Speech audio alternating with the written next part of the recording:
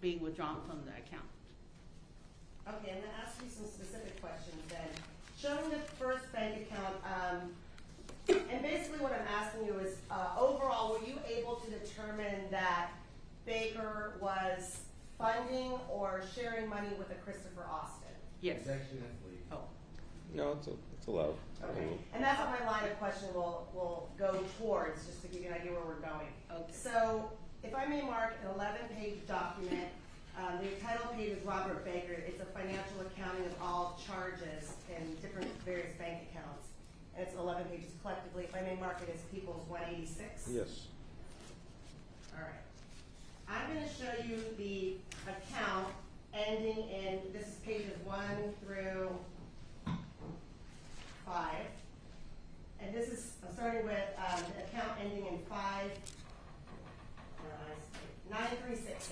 Okay, I know it's a lot of numbers here. Okay. Which account of Baker's is this? This was his first account. Okay, and what does this show you?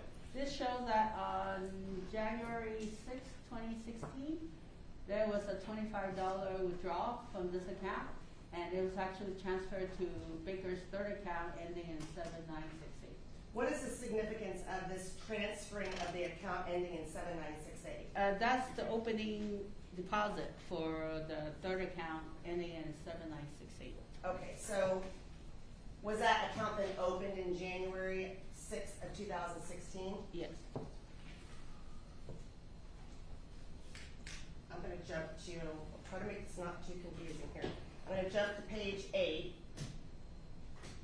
Here's the account ending in 7968. There's this 1/6/2016. So basically, that's when an account was opened. Yes. And what are we calling this? A third, second? What Third, sorry. The third based account? on my analysis. Yes. Okay. So he has this main account. He opened a new account, and he started it January 6, 2016. Yes. This account, does this ultimately end up being an account that's used by Austin? And we'll get to that, but just for reference. Well, there were money being withdrawn from Alaska from this account. Which is where Chris Which Austin was, is. yes. All right, let me go back then.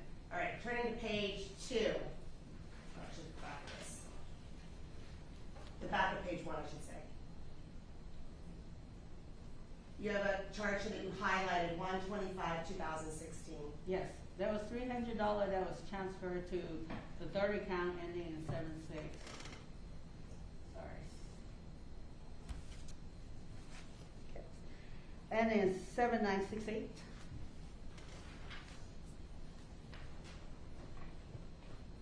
And that was on 1/25/2016, correct? Yes. Okay. Bring up page 8 again. We have the 120. I'm not going to go through all these, but 1/25/2016 to $300. What was the significance of that? So, basically, that was being funded, and then on the same day, $303 were withdrawal from Alaska. All right. So, can you explain how it was withdrawn from Alaska? It looks like this person had a card ending in 1311, and it was through an ATM. So, just to be clear, I know I'm going to get confusing, but Baker took money from $300 from one account, transferred it to his other account, Baker's other account, correct? Yes. And then in Alaska, there was a withdrawal for that same amount. Yes. And is that? Well, there was a fee. Obviously, 303. It's the $3 probably is the fee. Okay, minus the fee, right? Yeah. Yes. And then at some point, did you see that money then deposited into Chris Austin's account? Let me see a minute. I think. Let me put up. Okay. Sorry, can we get an answer to the? Oh. You have an answer? Oh, yes, I can see that. I mean, not the whole amount was deposited. There was some cash that was deposited into this account. Okay. Thank you. I know this is a lot of numbers.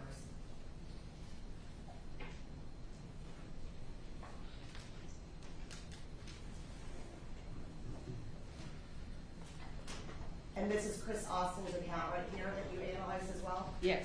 Okay, and there's a highlighted portion right here. What is that? So on January 25th, 2016, it showed a deposit of $60. And then, of course, I had a notation where 303 was withdrawn from Baker's account, ending in 7968 on the same date.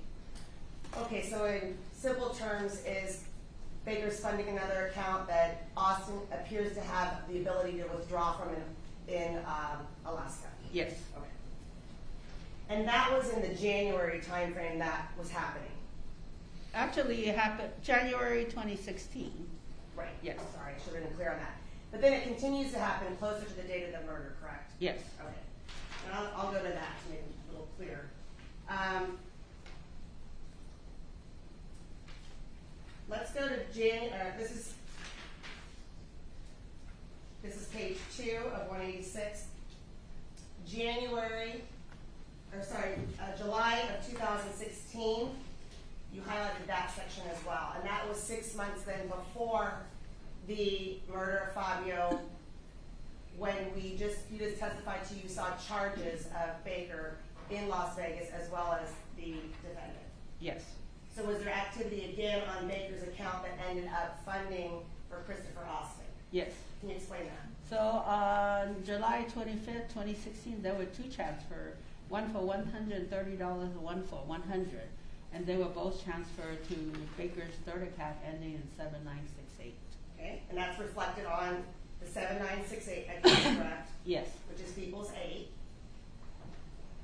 That the 130 and the 100, correct? Yes. And then did that money get withdrawn in Alaska? Yes. And yes. I mean, well, basically it was used to purchase a plane ticket from Alaska Air, but it's the same using the card ending in 1311. and can you just explain that what you just said? Oh, sorry. Rather than showing you all these graphs, it's easier if you explain it. Okay, so basically it looked like on July 28th, there were 2 charges to Alaska Airlines. But they were done with the card ending in 1311, which was the same card number that was used to withdraw money from that account. So again, Baker took money from his first account, put it in this other account. It appears as though it was withdrawn in Alaska, Yes. and a ticket was bought for Christopher Austin to Los Angeles. I don't know that. I didn't see the supporting document. So what do you know? All I know is that there were tickets purchased from Alaska Airlines Okay. using that card that was the one that was being used in Alaska. It was withdrawn in Alaska and airline tickets were bought. Yeah. Okay.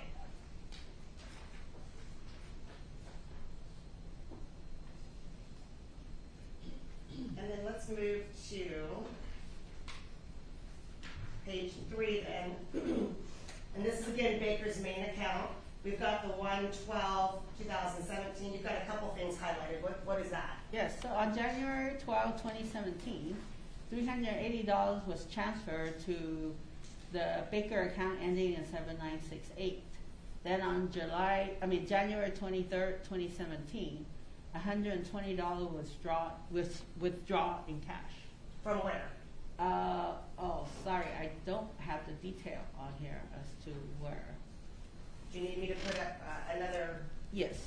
Which one? I think the detail on The 7968 account? yeah, or let's the try other? that. Yeah, 7968, please. So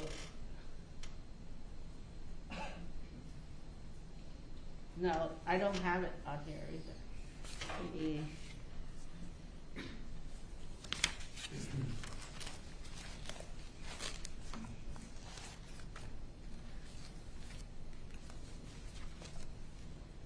Okay, can we go back to the last sheet?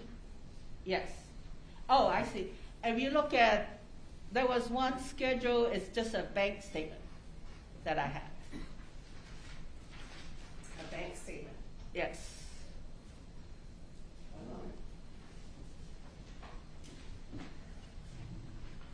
Is it this last page? No. No, it should be the 3rd page. Okay, first. Oh.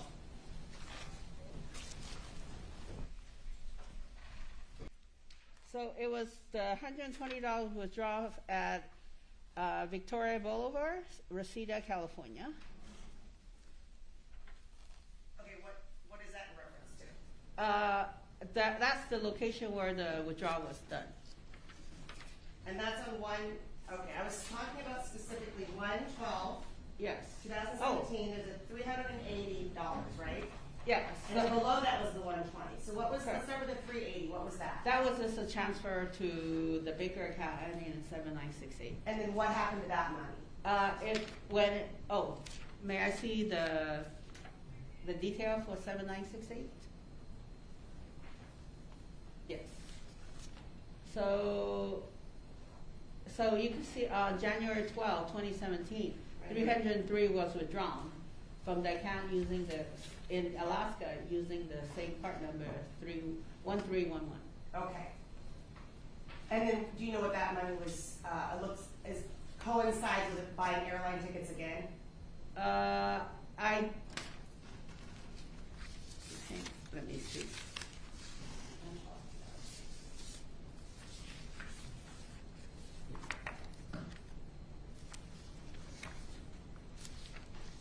Let me help you out here. Chris Austin's account. Okay, yes, on January 17, yeah, if you show Christopher Austin's account, Right. page 14 and 19. This is our page 13. Yes. Oh, okay, sorry. So on January 17, 2017, there were two charges to Alaska Airlines, one for $179.30 and one for $180.80.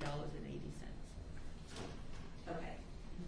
Overall, the point of your analysis is on the July of 2016 as well as the January 2017, Baker moved money from one account to another account that he had, and that account, the money was withdrawn in Alaska, which would presumably mean somebody has an ATM up there that can withdraw the money. Has a card, yes. And then that money is shown in Christopher Austin's account purchasing airline tickets. Yes, So it appears as though Baker's funding these airline tickets. yes. Okay.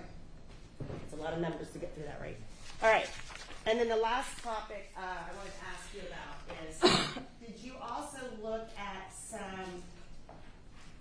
were you asked recently to look at some value of stock options back in 2017 that were part of Fabio Sementilli's benefits? Yes, Okay. So can you explain what you did or what you're asked to do? yes. Go ahead. So what I did was I was provided with a P&G letter to the estate attorneys, and it showed. Did you have the source? Remember, it's People's 187. It's a 4-page document with the P&G logo on it regarding stock options. Very good. Okay, so in the bottom. All right? Okay. And this is a document from P&G to the estate attorneys, correct? Yes. And then you communicated with the estate attorneys as well, who handled the probate. Yes. All right, and I'm going to zoom in at the bottom part, and if you could just explain what that is. So this showed that there were 3 sets of stock options. The grant dates were February 28, 2014, February 27, 2015, February 29, 2016. And they were all vested the day that he passed, on January 23rd, 2017. Are you able to explain what vested means? That means that they're eligible now for the stock, to be able to exercise the stock option. And are you familiar with stock options? Somewhat. To the point of, can you give just a general idea of what this means, what a stock option is?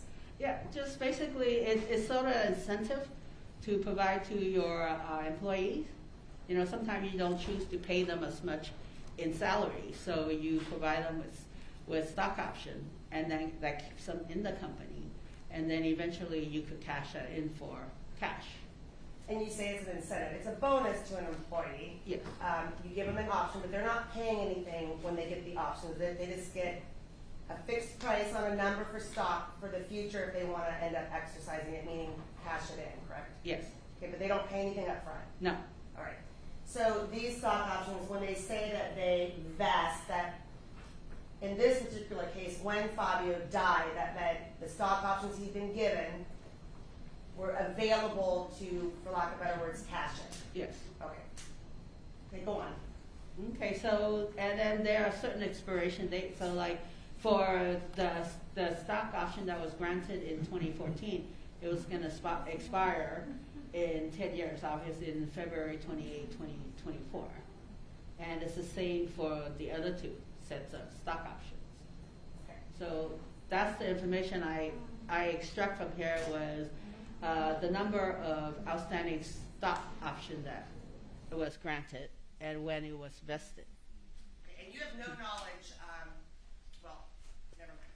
So then what did you do after that? Then I look at what was sent to me on the actual exercising of the stock option, and that took place in February of 2024. And this is page 3, and that's from the probate attorneys, is that correct? Yes. Now it says 3/5/23, is that correct? You said 2024. No, it was a typo. I confirmed with him it was 2024. All right. So just to be clear, Fabio had these outstanding stock options.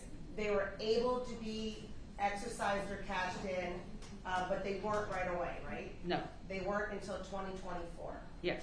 So what we want to know then is we have the value that we are given from the probate in 2024 being $935,814.43. But we want to know that were you able to determine the value of these stock options had they been able, we heard testimony that they were held, but if they were cashed in 2017. Yes, with one estimate that I had to make. And can you walk us through the estimate that you did? Okay, so what I did was, could you show the Page 4. Did you create page 4? Yes. All right. So the bottom schedule, it just shows how it's exactly the same thing as the chart that you previously showed. And what I wanted to know was what was the option cost. That's one thing that I couldn't figure out, how it was calculated. What do you mean when you say option cost? Well, basically, what they do is they'll take the gross value of the stock option at exercise date, and then there's an option cost that sort of like discount what it need to be for these stocks. So they're not gonna the person who's exercising the stock option is not gonna get the full value of the gross value. They're gonna get the net value of that stock option. If I were to give you an example, we don't know what it was, but if Fabio was offered 100 shares of stock at $100, okay? As it goes up, the stock goes up, and now it's $150. You just get the profit for what he was offered at 100. He only gets the profit at $50, right? Yes. So that's what you're talking about. Yes. So when you say the stock option cost, that's the number that they gave it to him at, going, you get anything above this number. Yes. Okay. Go ahead. Okay. So what I did was I did a percentage. So I divided this option cost into the gross value at exercise date. So the stock that was granted in 2014 came to be 50% and 50.17%. The stock option that was granted in 2015 came to 54.3%. Then the stock that was granted in 2016 came to 51.21%. So then what I did was I Googled what the historical value. So Google Finance was able to provide me with what the value at closing day on January 23rd, 2017. And what was the value, and it's an estimate, but the estimated value had all 3 of those series of stock options been exercised, what was the gain? It would have been, the gross value would have been $1,080,478. Okay, but what's the gain of the money that the defendant could have received Yes. had she been able to exercise those? So conservatively, I used the highest percentage of the offset, which was 54.3%. So that came to $493,778.45. And when you're saying you use the highest percentage, why? because then it would bring the value lower. So this is a conservative estimate at $493,000. Correct. Okay. It's complicated, and you're a certified forensic accountant, correct? Yeah, it's a little bit, yeah. Okay. So again, there's 3 series of options that were offered to Fabio in 2014, and they were valued at a certain amount, and then in 15 they were valued at a different amount, and in 16 they were valued at a different amount. Yes. You took the most conservative number of the value to estimate that in 2017, to the best of your estimation, they would have been, the gain, the net money that she would have received would have been around $493,778. Yes.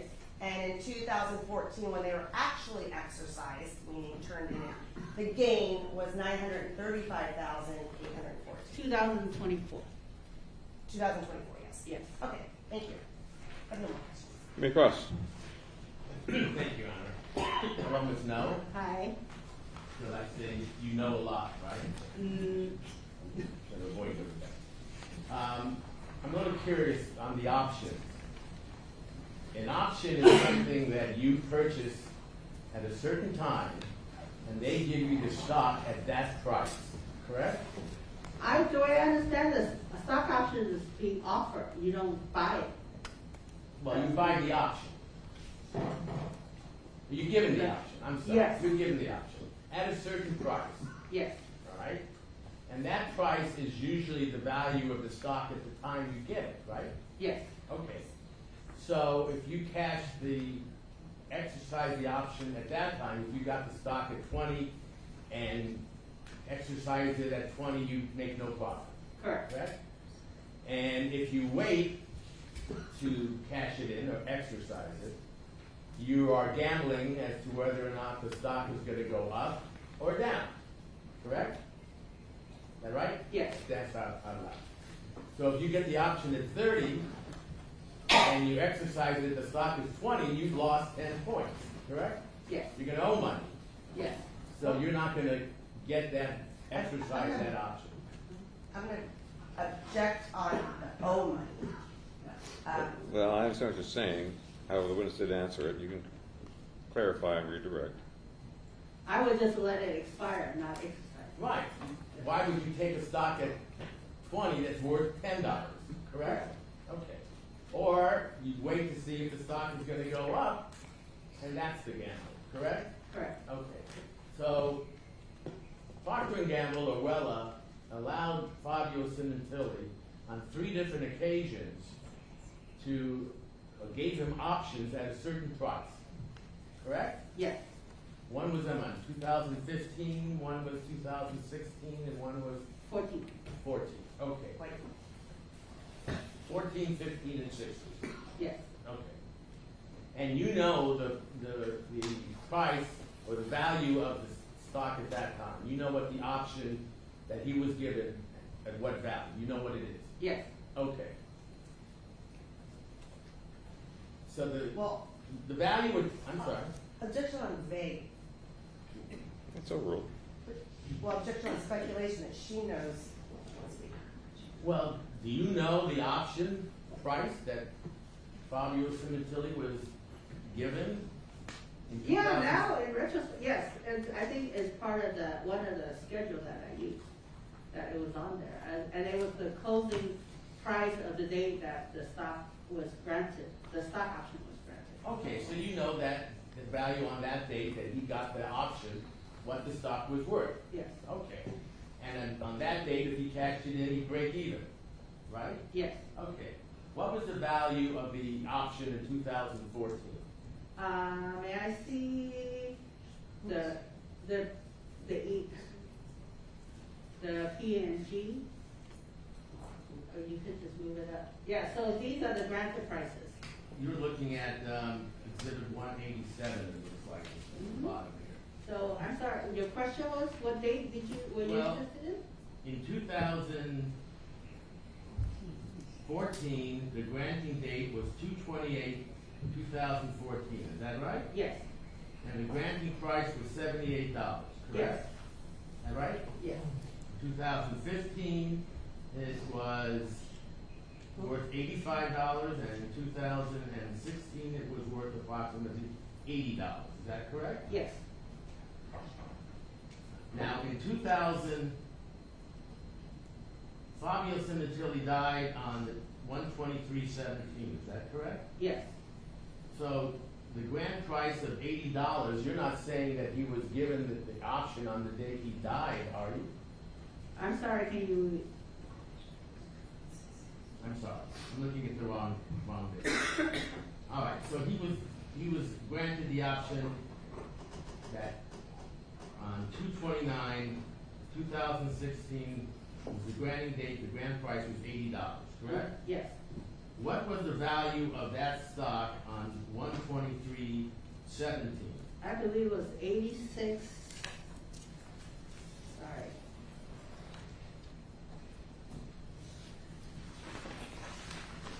May I see the schedule that I created? Oh, here we go. It's 86.96.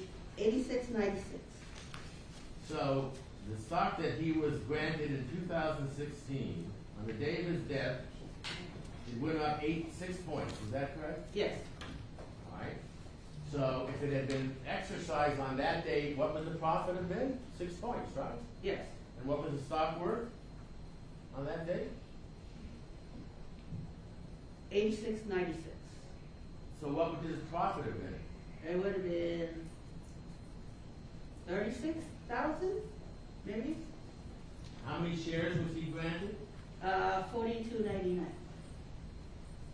4,299? Yes, Okay. So his profit was 36,000. Is that correct? approximately. If it had been exercised on 1/23/17, the day of his death, right? Yes, Okay. The stock option that was issued in 2015, the granting price was $85, yes, correct? Is that right? yes. And again, the value of that stock on the day of his death was the same amount you just gave us, 80 what? 86.96. So it went up 1 point.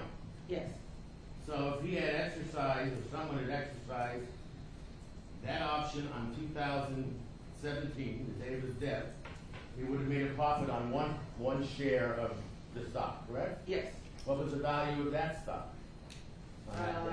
I don't know, approximately 4,000-ish? One share was worth 4,000. Oh, no, I'm sorry. I mean, $1.86. All right, so you'd add that to the previous amount we talked about was 42,000, you said? 37. The amount we just said on the previous option, you said he would have made a profit of 40 something. No, I would think that it would be 86.96 less $80.29, and then multiply by the outstanding stock. Outstanding shares. Yes, So on the $1 profit, what would his profit have been? How many shares would he? it has 47, sorry. 47, 42.47. $4,247. Yes, And the stock that he was granted in 2014, the granting price was $78, correct? yes. How many shares was he given?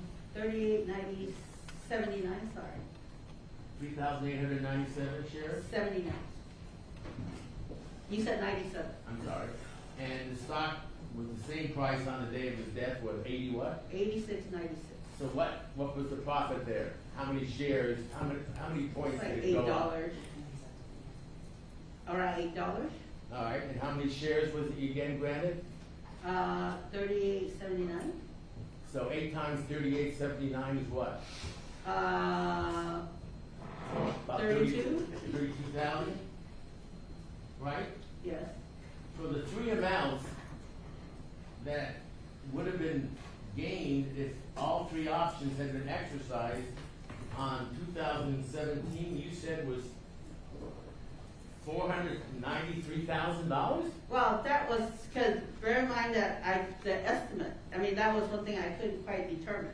Well, I- All right. Yes, no, okay, It seems to me, and I'm not an accountant, that if you know how many shares he was given in an option, and you know the price of the stock at the time he was given that option, and you know the price of the stock when it's vested and you exercise the option, okay, it's the difference in the price times the amount of shares, yes, correct? yes.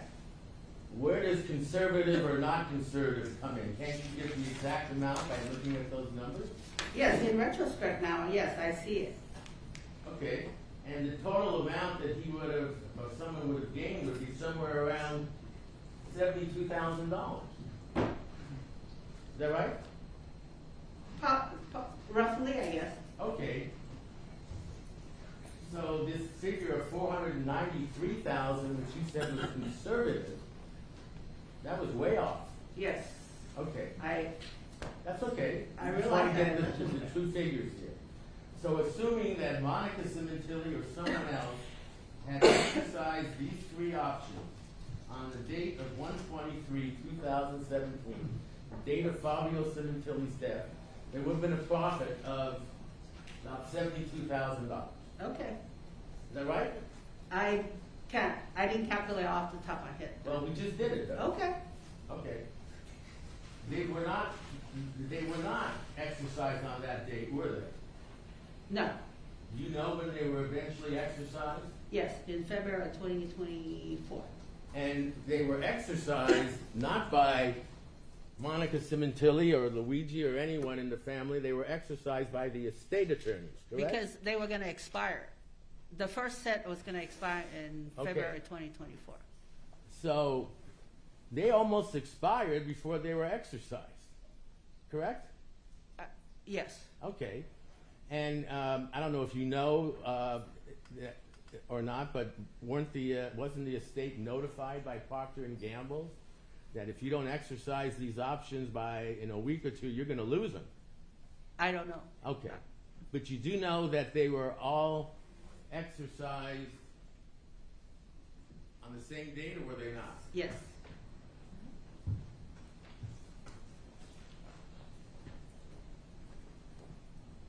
Thank you. This is another portion of that same exhibit. And we see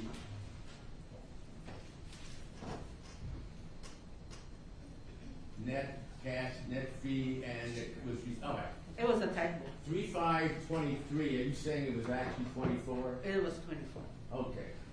So by 2024, 5 years after, or 7 years after the death of Fabio Sementilli, and 7 years after the arrest of Monica Sementilli, the estate exercised those options because they were going to lose them if they didn't, right? Yes. The first set anyway. And the value at that time of those options was around $935,000, correct? Yes. Which is now sitting in the estate of Fabio Sementilli. Yes. Well, let me go back now to the investigation you did into the bank accounts of Robert Baker and Monica Sementilli. Who gave you your instructions as to what accounts you were to look at? I was provided with a lot of bank accounts, and I looked at every one of them. Okay. When you say a lot, can you summarize? Let me see if I can make it easy. Were you given the accounts of Monica and Fabio Sementilli? Yes. Okay. From what years were you given? Okay, I had 8 bank accounts of Monica and Fabio, and also some of them with the children. Okay. Okay, and they were for the period of, it varied between September 15 through October 2018. Okay, so September of 2015. Yeah, they're not all inclusive. They're not, I mean, basically they cover all different periods, but that's around the ballpark. I mean, so the earliest date of bank records I had was September 2015, and then the last set was October 2018. And how did you obtain those records? They were provided to me by the DDA. By Ms. Silverman and whoever was in charge at that time of the Yes. case? Okay. And those were the records that you used, correct? Yes. You didn't go out and ask for or obtain any other records? No. Okay. So when you were given those records, were those the complete records of all the years in between of each of those accounts? Do you know? Yes. They were? Yes. Okay. And did you know anything about the case at that time? What it was, what the charges were, what the theory was of the prosecution? Not at first. Okay. Well, what were you asked to look for in the beginning? I was just asked to analyze the bank records to see what kind of activity took place in these bank accounts. Well, there are hundreds of entries, right? Yes. So it was not narrowed down into looking at travel or names or locations or dates or anything like that? Later on. But I analyzed everything in totality. And you haven't told us everything you analyzed. No. Okay. I mean, So you looked at them to see, in general, what kind of records they were. Is that right? yes. And then at some point, were you given more specific instructions as to what you were looking for? Yes. And when was that? How long after you got the records? I don't recall. Okay. And who gave you those instructions? DDA Silverman. Okay. And what were those instructions? I mean, well, I was asked to look at trips. Trips out of Los Angeles? Yes. Okay. What else? Sometimes I mean, they're looking for a specific date, location, and I would go back to the bank record and try to locate that information. Like Las Vegas? Las Vegas, Myrtle Beach? yes. And then I even something locally. Did you look at all travel records or just those records relating to the locations that Ms. Silverman gave you? Well, I look at all information within the bank statement. I didn't look at actual travel records. I understand. But did you give us records relating to all the travel of Ms. Sementilli during that period of time? They are part of my analysis. But you didn't give us records analysis as when she traveled to Canada back and forth, did you? It's noted in the bank records. But right now, okay, I didn't extract the information, but it was part of the bank records. okay, so if I asked you anything about their travel or wherever they went during those periods of time, you could tell me? Yes. But you'd have to look at the records. Yes. Okay. So today you were just asked about certain locations like Las Vegas and Myrtle Beach. Yes. Were you prepared ahead of time to answer questions about those records? You were told you were going to be asked about Myrtle Beach and Las Vegas and so forth? Yes. Okay. Now, do you know how those records were obtained by the district attorney's office? No. Okay. Were you asked to, you mentioned Mr. Austin, is that correct? Yes. Were you given his name as well as someone they wanted to know if his name turned up in any of these records?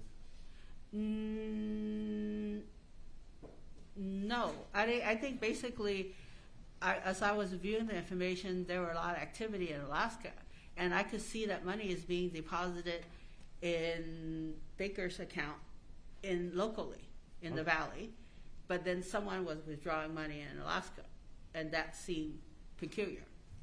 And I'm sorry if this is already asked, when did you do your analysis? For?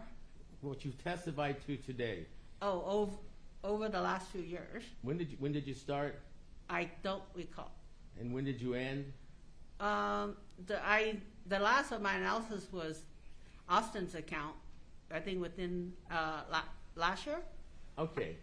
So when did you first start looking at these records? What year? I don't recall. You don't have any record of that? A year ago, 2 years, 3 years? I'm sure. Maybe 3 years, possibly. At any time before a little while ago, were you asked to look for Mr. Austin's entries or name in any of these records? No, only when I analyzed his bank records. Okay, and that was just a little while ago? Yes, A few months ago? yes. Okay.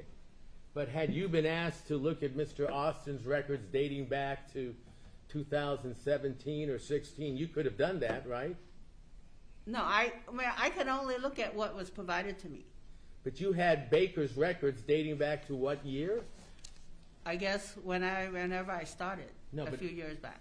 What year of his records, how far do they go back? Oh, his bank records. Yeah. Let me see. The earliest I had is September 2015. Okay. So Mr. Austin's name appears back even to 2015, isn't that right? Austin's name? Yeah, as getting funds or whatever from Mr. Baker or Well, ATMs? I mean, my analysis does not indicate who the money was going to. Well, when does Austin's name first appear, or his bank records first appear in your analysis? I think just last year. He was first given money last year? No, his name finally came up last year for me.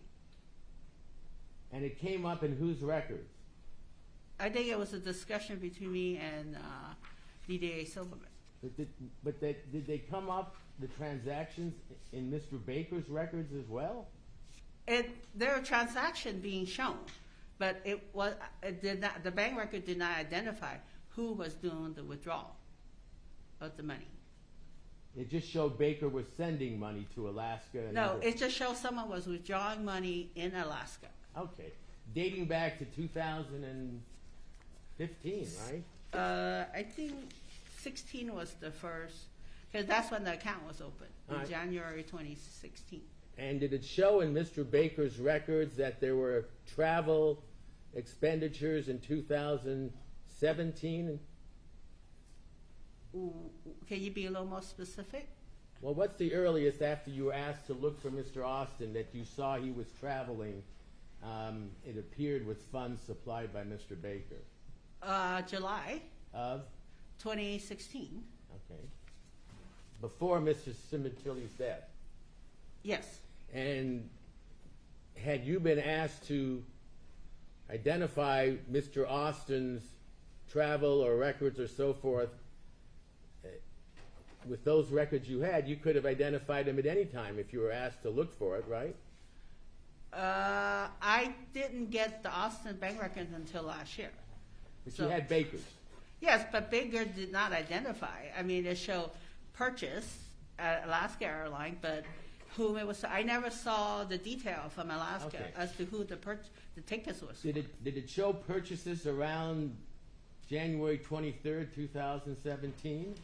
I think in January, in Austin's account, because I think we noted there was a transfer, withdrawal of money from Baker's account, and then for Austin on January 17, there were two purchases of for Alaska Airlines. Well, how did you connect that eventually to Baker's account? No, I mean basically I brought up the issue with DDA Silverman, and then they went from there. Okay, but then you connected it to Baker, correct? Well, I mean, all I know is there was activity between Baker and someone in Alaska. You knew that from the time you first started looking at his records, correct? No.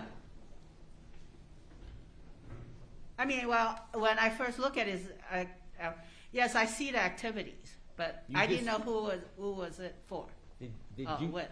Okay, but did you tell the DA's office at that time you saw activity from Baker's account to somebody in Alaska? I think we talked about it. That you didn't know the name of Austin at that time? No.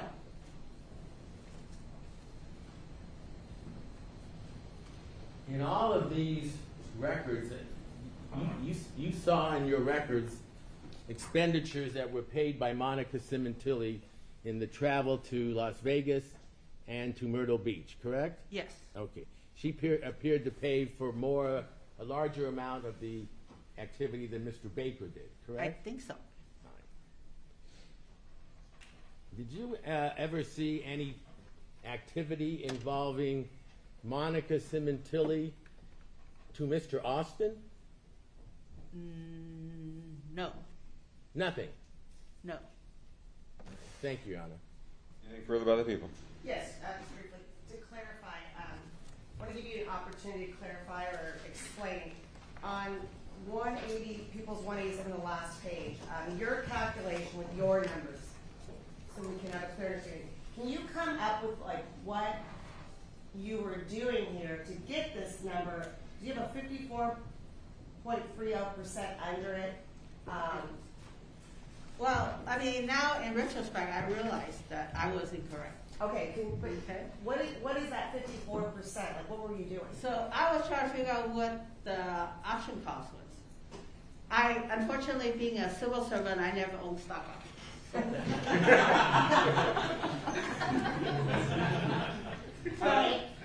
So I didn't really fully understand. It was just recently that I started looking at it. Right, recently. Okay. Yeah, I mean, that's in the last week or so. Okay. Okay, so I've been reading and I tried to figure out what option cost was, and I didn't quite fully comprehend. When you're saying what the option cost was, what do you mean by that? Like, you're trying to understand what How that was calculated. So I'm sorry, I don't know the gentleman's name. Mr. Levine. Oh, thank you, Mr. Levine. So Mr. Levine pointed out, as he was explaining, it dawned on me how the difference. Okay, but so, just so we're clear, we have clear information. Yeah. So that number then, Yes. when you use this 54%, what were you doing? I thought I could, I mean, maybe that was the ratio between the option cost and the net, the value, the Okay. growth value.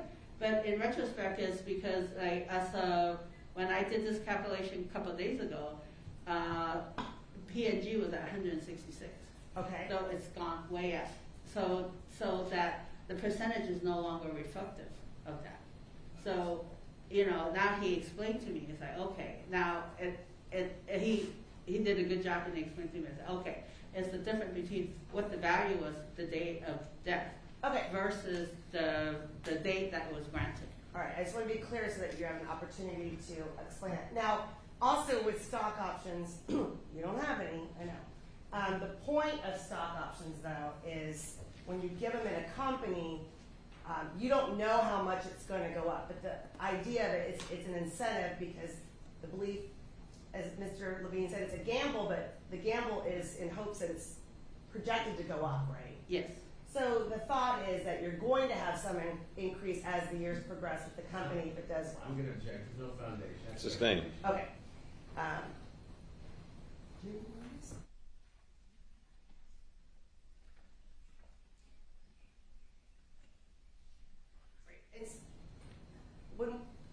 For Christopher Austin, you didn't even have his name until recently when he was arrested, right? I think a little bit before that, so Okay. last year sometime. So last year you started with his name, but you weren't asked to actually follow up on anything with Austin as far as getting these financial records until we actually gave you a name. Yes. Okay, thank you. Nothing further. Anything further? Can you tell us when last year you were first given the name of Austin? I can't remember. Maybe mid-year, possibly. You have no, Um, you have no record of that, of writing it down or anything? No. Thank you. Anything further? No. Thank you, ma'am. You are excused. Thank you. May I call your next witness? And the defense may continue with their cross-examination. Thank you, Your Honor. Yes, sir. Yesterday, he testified concerning the. Wait, 1 moment. Oh, was that from yesterday? Yeah. Oh, I have so many pairs. But I bought a new pair. Thank you. I don't think there's on mine. Yeah, they were left on the side. Oh, they are. Okay. Thank you. Yes. Two's better than one. One is none. Yeah, we share reading glasses for the entire staff. We're always looking for another pair. Thank you. Reminded me to get mine. At some point, you were testifying concerning the arrest of Monica Sementilli and Robert Baker, correct? Remember that? I remember we discussed that, yes. Right, and you testified concerning the recordings that were made and that could not be made, their activity in the patrol car after they were arrested, correct? Correct, I remember, yeah. All right. And part of that was played, I think, while you were on the stand to the jury of the two defendants at that time, two arrestees that were in the car, and the as good a verbal recording as you could get, correct? Correct. And I think you also indicated that what was being shown on the screen was a visual of the two arrestees at that time in the police car, correct? Yes, the latter portion of it, yes. But that there was no synchronizing of the sound to what the jury was viewing on the screen. Correct. So what you were hearing was not necessarily the same time as what you saw on the screen, correct? Not at all, yeah. Okay. And when you say not at all, what do you mean? Not even close?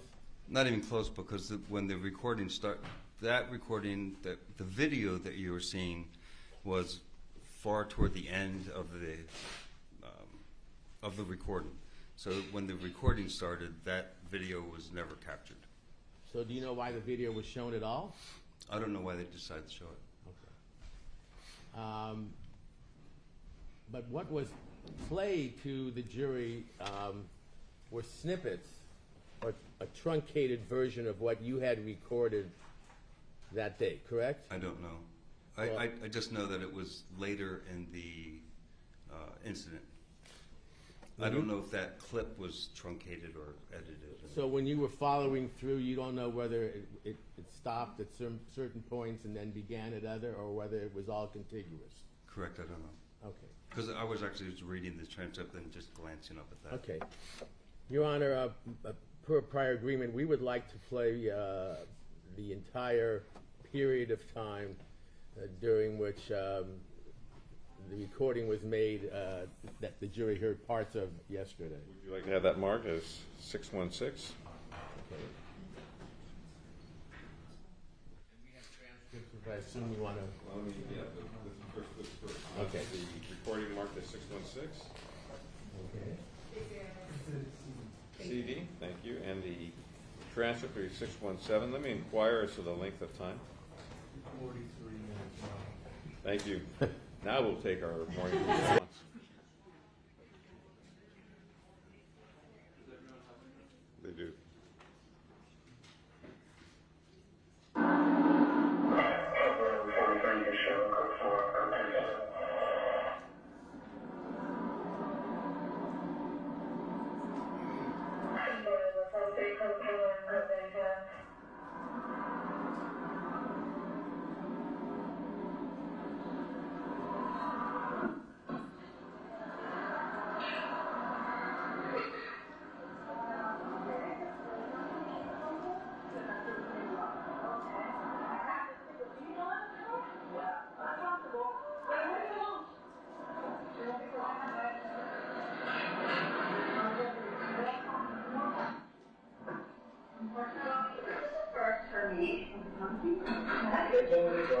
It's really, really high. Oh my God. We'll turn it on right now.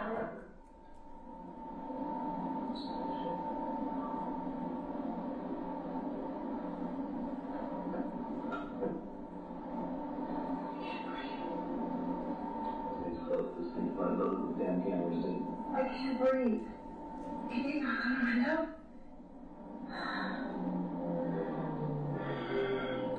Well, let's look at the car. It was fixed. And show you the car. Show you the work they did on the car. Can you get her attention? I can't breathe. Hey guys. Hello? Hey guys. No, I can't breathe. I need help.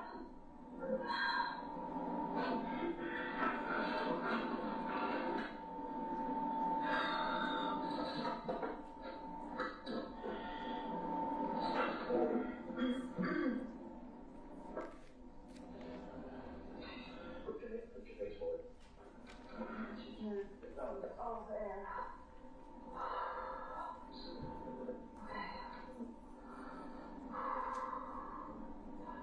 This binder's on my car.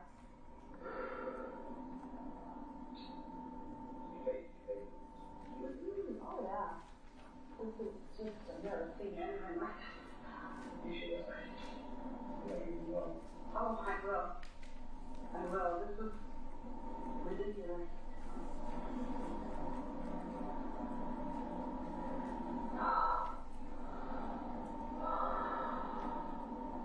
And then, the deal itself, what the hell, man?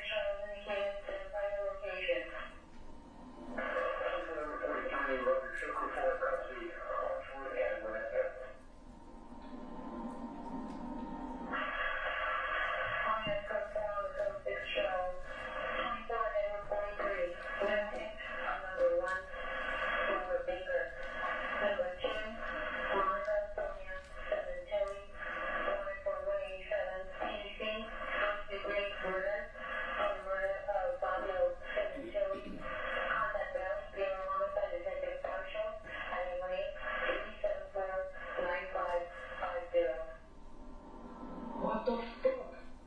What? What the fuck? Get me out of this car! What the fuck? What the fuck, man? Hold on. Fuck, man. What is going on?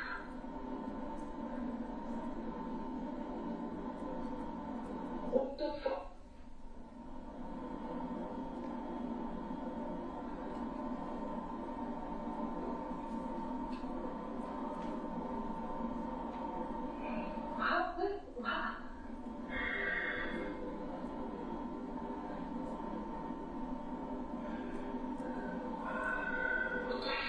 I have no idea what the fuck's going on there. This shit's fucking crazy.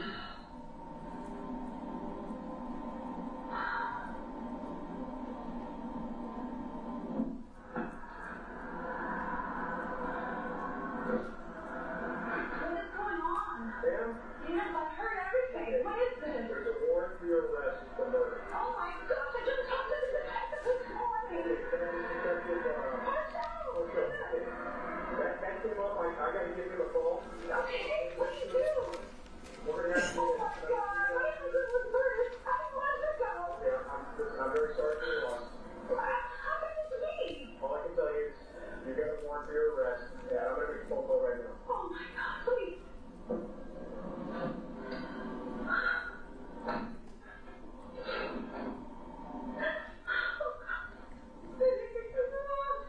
Listen. I know, listen. Gotta get a lawyer. Yeah. Immediately. I will. This is crazy. This is crazy. This is absolutely crazy.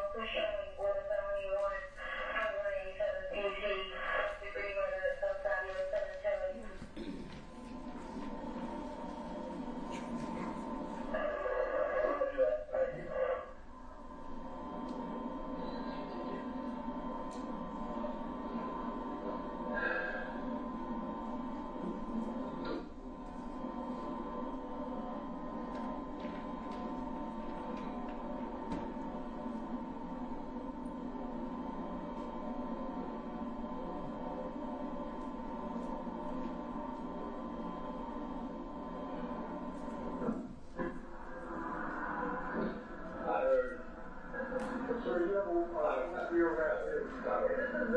coming now? Is it coming now? Can we leave it open a little? Hang on just a minute. I can't breathe.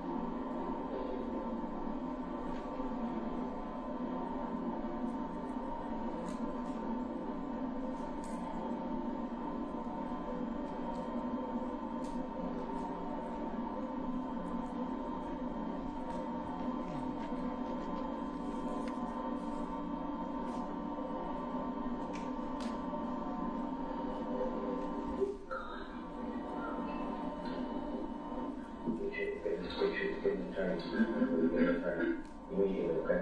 You should turn. Don't say it. 43, did I have a unit for transportation respond to or for that when that's there for one? That's what you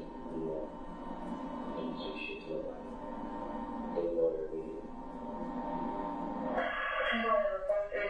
Unit for transportation, monitoring unit number 1.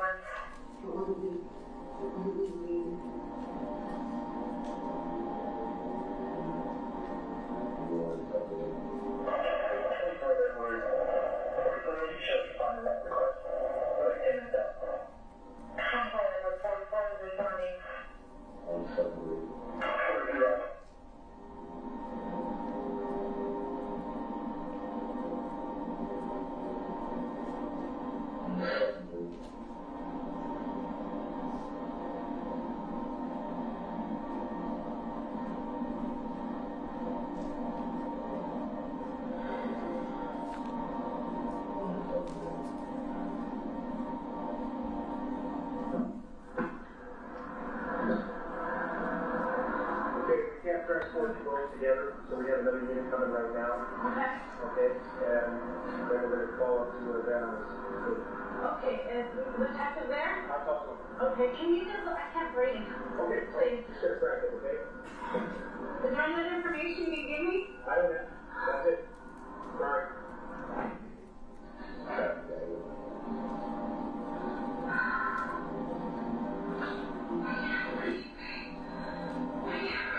Hey. Hey. Okay. There's no way out of this anytime soon. We should be prepared as well. I can't do anything yet.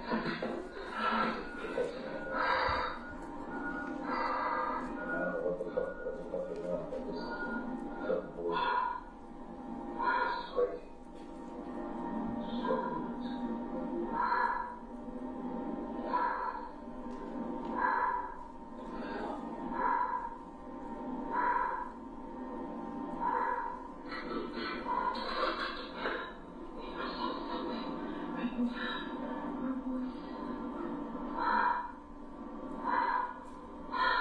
Is that what it says? You're not done. Please, can you come here? Help! Oh God! We can fix it Monday. Please help!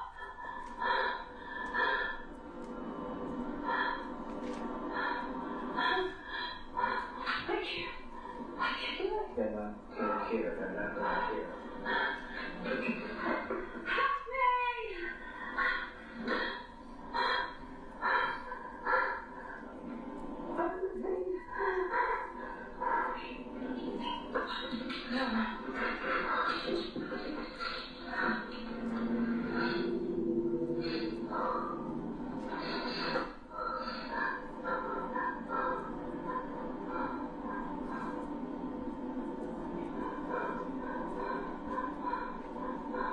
my God. Are you gonna get in here? Help me! I can't breathe! Help me!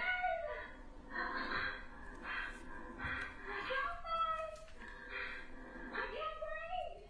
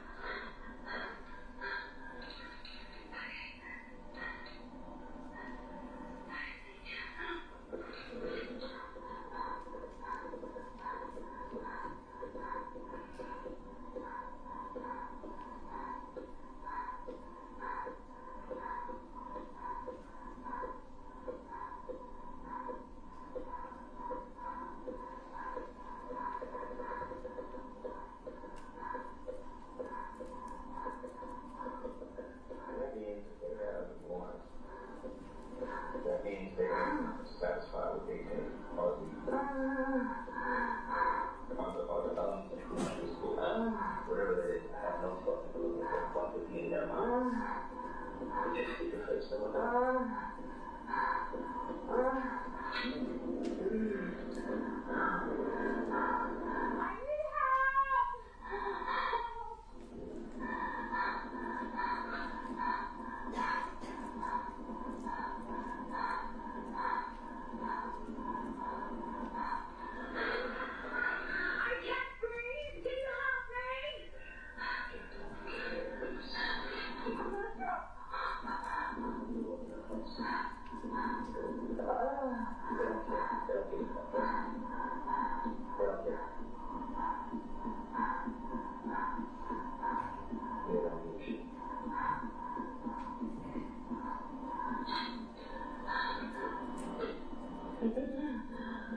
Fucking crazy.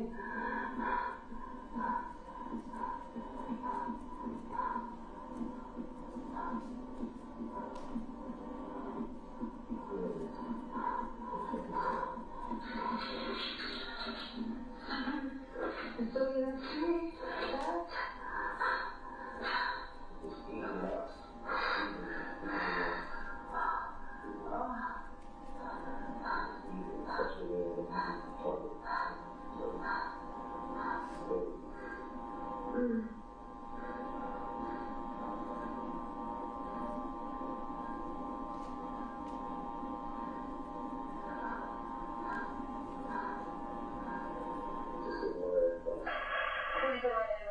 Additional on Robert Baker.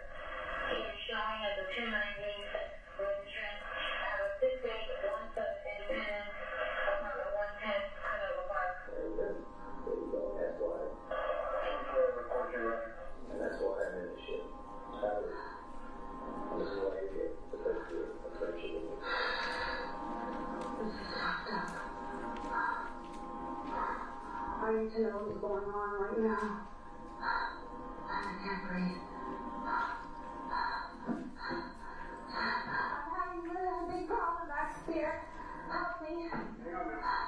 I can't breathe. I know that. They're coming for you. Can you help me, please? I'm gonna throw up and sing in the air. Please help me get the man. I put on the street or something.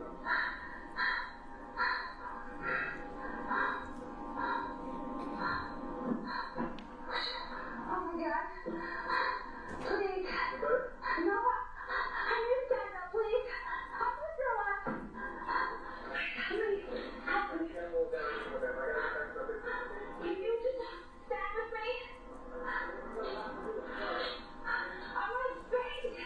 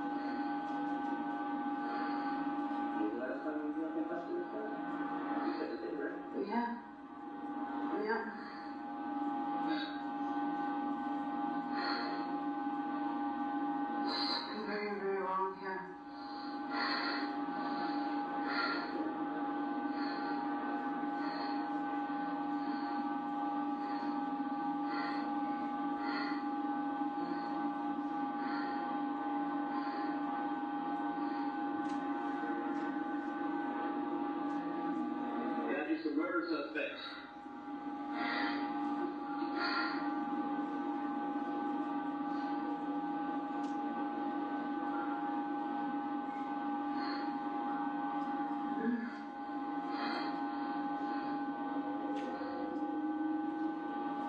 Hey, crazy day.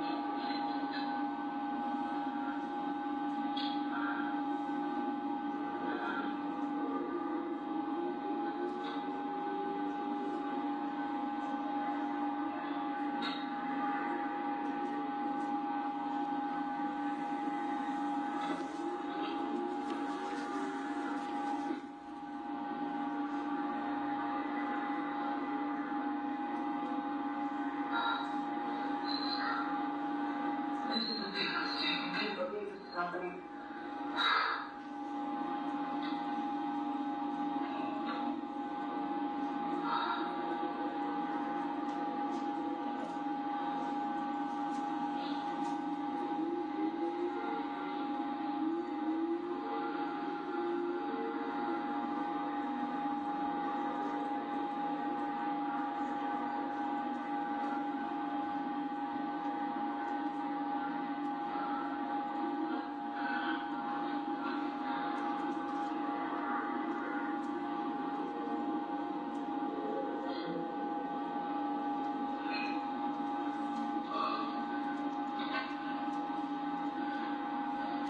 Yes, here.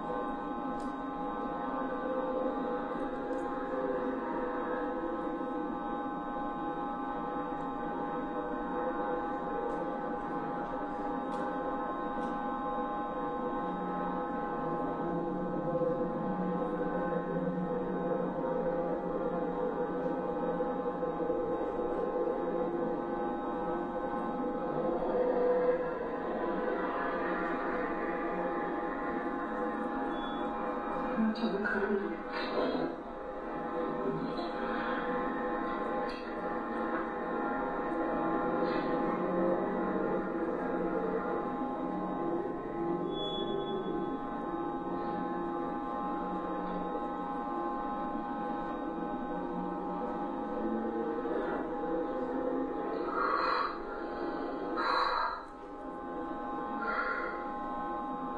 angry, this is not... How could you not tell us anything?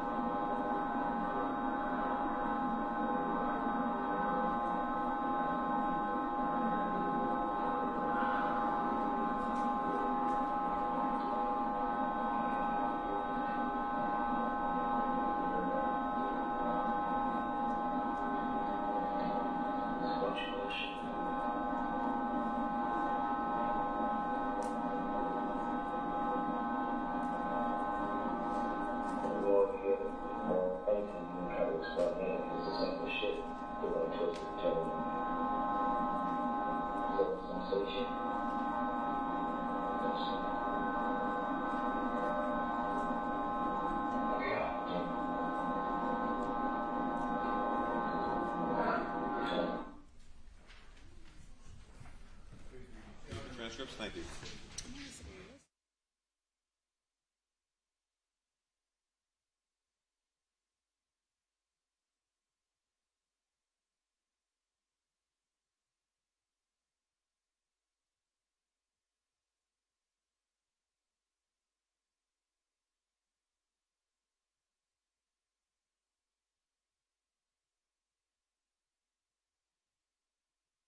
Just being retrieved. Mr. Levine, you may continue. Thank you very much. Can I ask a quick question? I'm sorry. Can I ask a quick question? I'm confused on that. No? Okay. All right. Detective Gable, you just, I'm sorry, you just listened along with everyone else to the tape recording of conversations as they were of Mr. Baker and Ms. Sementilli in the vehicle after the arrest, correct? I did. Okay. Now, there were certain portions of that transcript, or there were certain times when you simply could not hear what they were whispering. Is that correct? Correct. Okay. And you said, I believe yesterday, that your intent, well, let me ask you this. One of the primary purposes of arresting them together and putting them in that vehicle, that shortly after you had informed Ms. Sementilli that she had been cleared of everything, was to see how she would react, correct? Correct. You already had enough evidence involving Mr. Baker that he had committed the murder in this case, just based on the DNA evidence. I had enough evidence for both. I've already secured the Ramey warrants. Okay. So you secured arrest warrants, which means in your mind, and signed by a judge, there was probable cause to arrest both Ms. Sementilli and Mr. Baker. Absolutely. And you're aware that probable cause is not proof beyond a reasonable doubt. You just have to have suspicion, strong suspicion, correct? Probable cause. I'm sorry? Okay. And That would be sustained. The answer's already in. It's triggered. And the only reason you had not arrested both Mr. Baker and Ms. Sementilli before is you were hoping to get more evidence than you had already had, correct? Objection asked me. It's cumulative. Sustained. So you put him in the vehicle. That's all staged, correct? The manner in which it was done. The manner in which it was done, yes. And you made sure that they were both arrested together, correct? Yes. Okay. And tell us again what efforts you made to be able to actually hear everything that was said in that vehicle, including parts where they might be whispering. Sure. So what we did was we intended to put two, for lack of better terms, whisper recorders. Can I interrupt you a second? You did put him in, right? Well, we intended to put two, but only one went in. Okay. Sorry. Go on. Okay. So we intended to put two in the back of the police vehicle. One in the backrest, and then one on the little wall in front of them where their mouths would be. And that's what was, and only at the end of the day, only one of them was put into the vehicle, and that one was inadvertently turned off instead of turned on. All right. Let's go back. This was an event that you had planned for some time, correct? Yes. And had many officers involved, correct? At various times. Okay. And you could have arrested Ms. Sementilli and Mr. Baker at any time that day or thereafter, correct? Well, the way I was working my case, I wasn't prepared to do it until that time. Okay.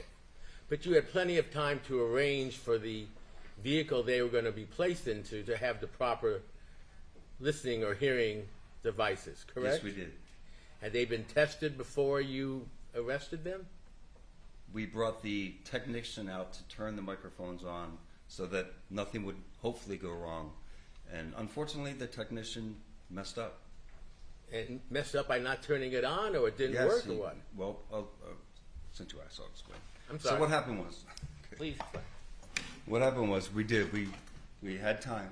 We took the black and white down to our TID technical division because they're the experts on all this stuff, and they're the people that we use to do all of our recordings. So we brought it down there, and we met with the technician and the technician's supervisor. The technician was very new on the job, but the supervisor was also there, and we explained in detail what we wanted, where we wanted the microphones, where we wanted the camera, and went over it thoroughly.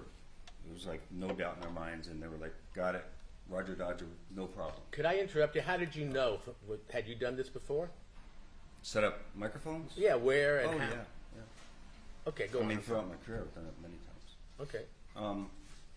And we rely on their advice too. Like, I may say, I want a microphone here, and they may say, well, actually, it might work better over here. So it's Well, a that's why I collaborative asked if you had done this before in a Yes. police vehicle with suspects in the back seat. Yes. And did that not inform you as to where to put the microphone? Yes, I was just giving an example. It's a collaborative effort, but we Okay. told them where we wanted them. But they may say it's better a little to the left, to the right. Can you So- just, you recall what happened on this day? Yes, I recall it happened. We told them exactly where we wanted them. Okay. The technician, new guy, supervisor, new supervisor, but seasoned, a very seasoned technician, got it. So of course, at that point, we rely on them, to get the thumbs up to install them. They install them that evening. The next morning, Curtis picks up the black and white, and we instruct the technician to come out to the scene before we actually go do this traffic stop to actually physically turn on, they're called eagles, to turn them on. Because when you turn them on, there's a little red light, but we didn't want the officers to be responsible for having them turned on or off. Because what they do is they turn them on, and since they're surreptitiously hidden, they turn it on, the red light comes on, then they put a little piece of electrical tape over the red light so that someone doesn't inadvertently see the recorder. Common practice. Again, Done it many times. I'm sorry? You've done it many times. Many times.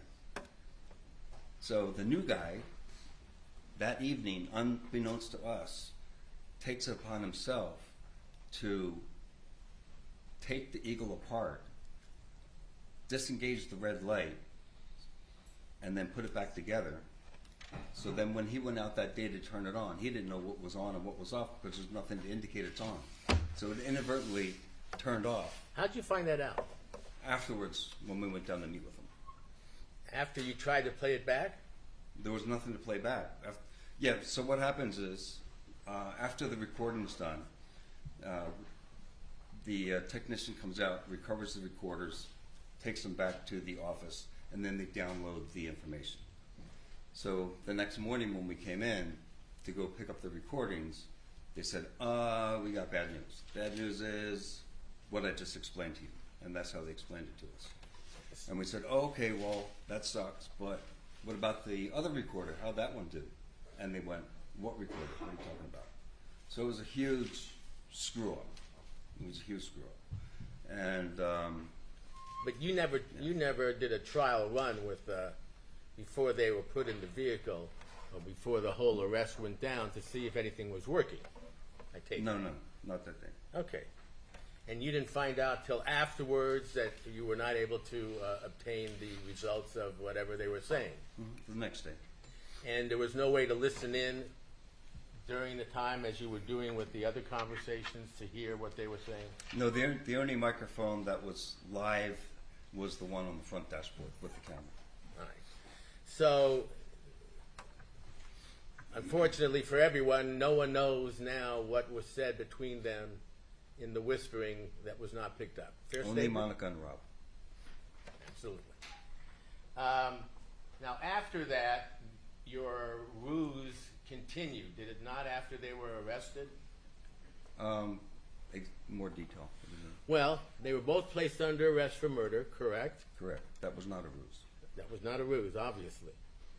And they were still, they were placed apart, correct? That's normal. Yes.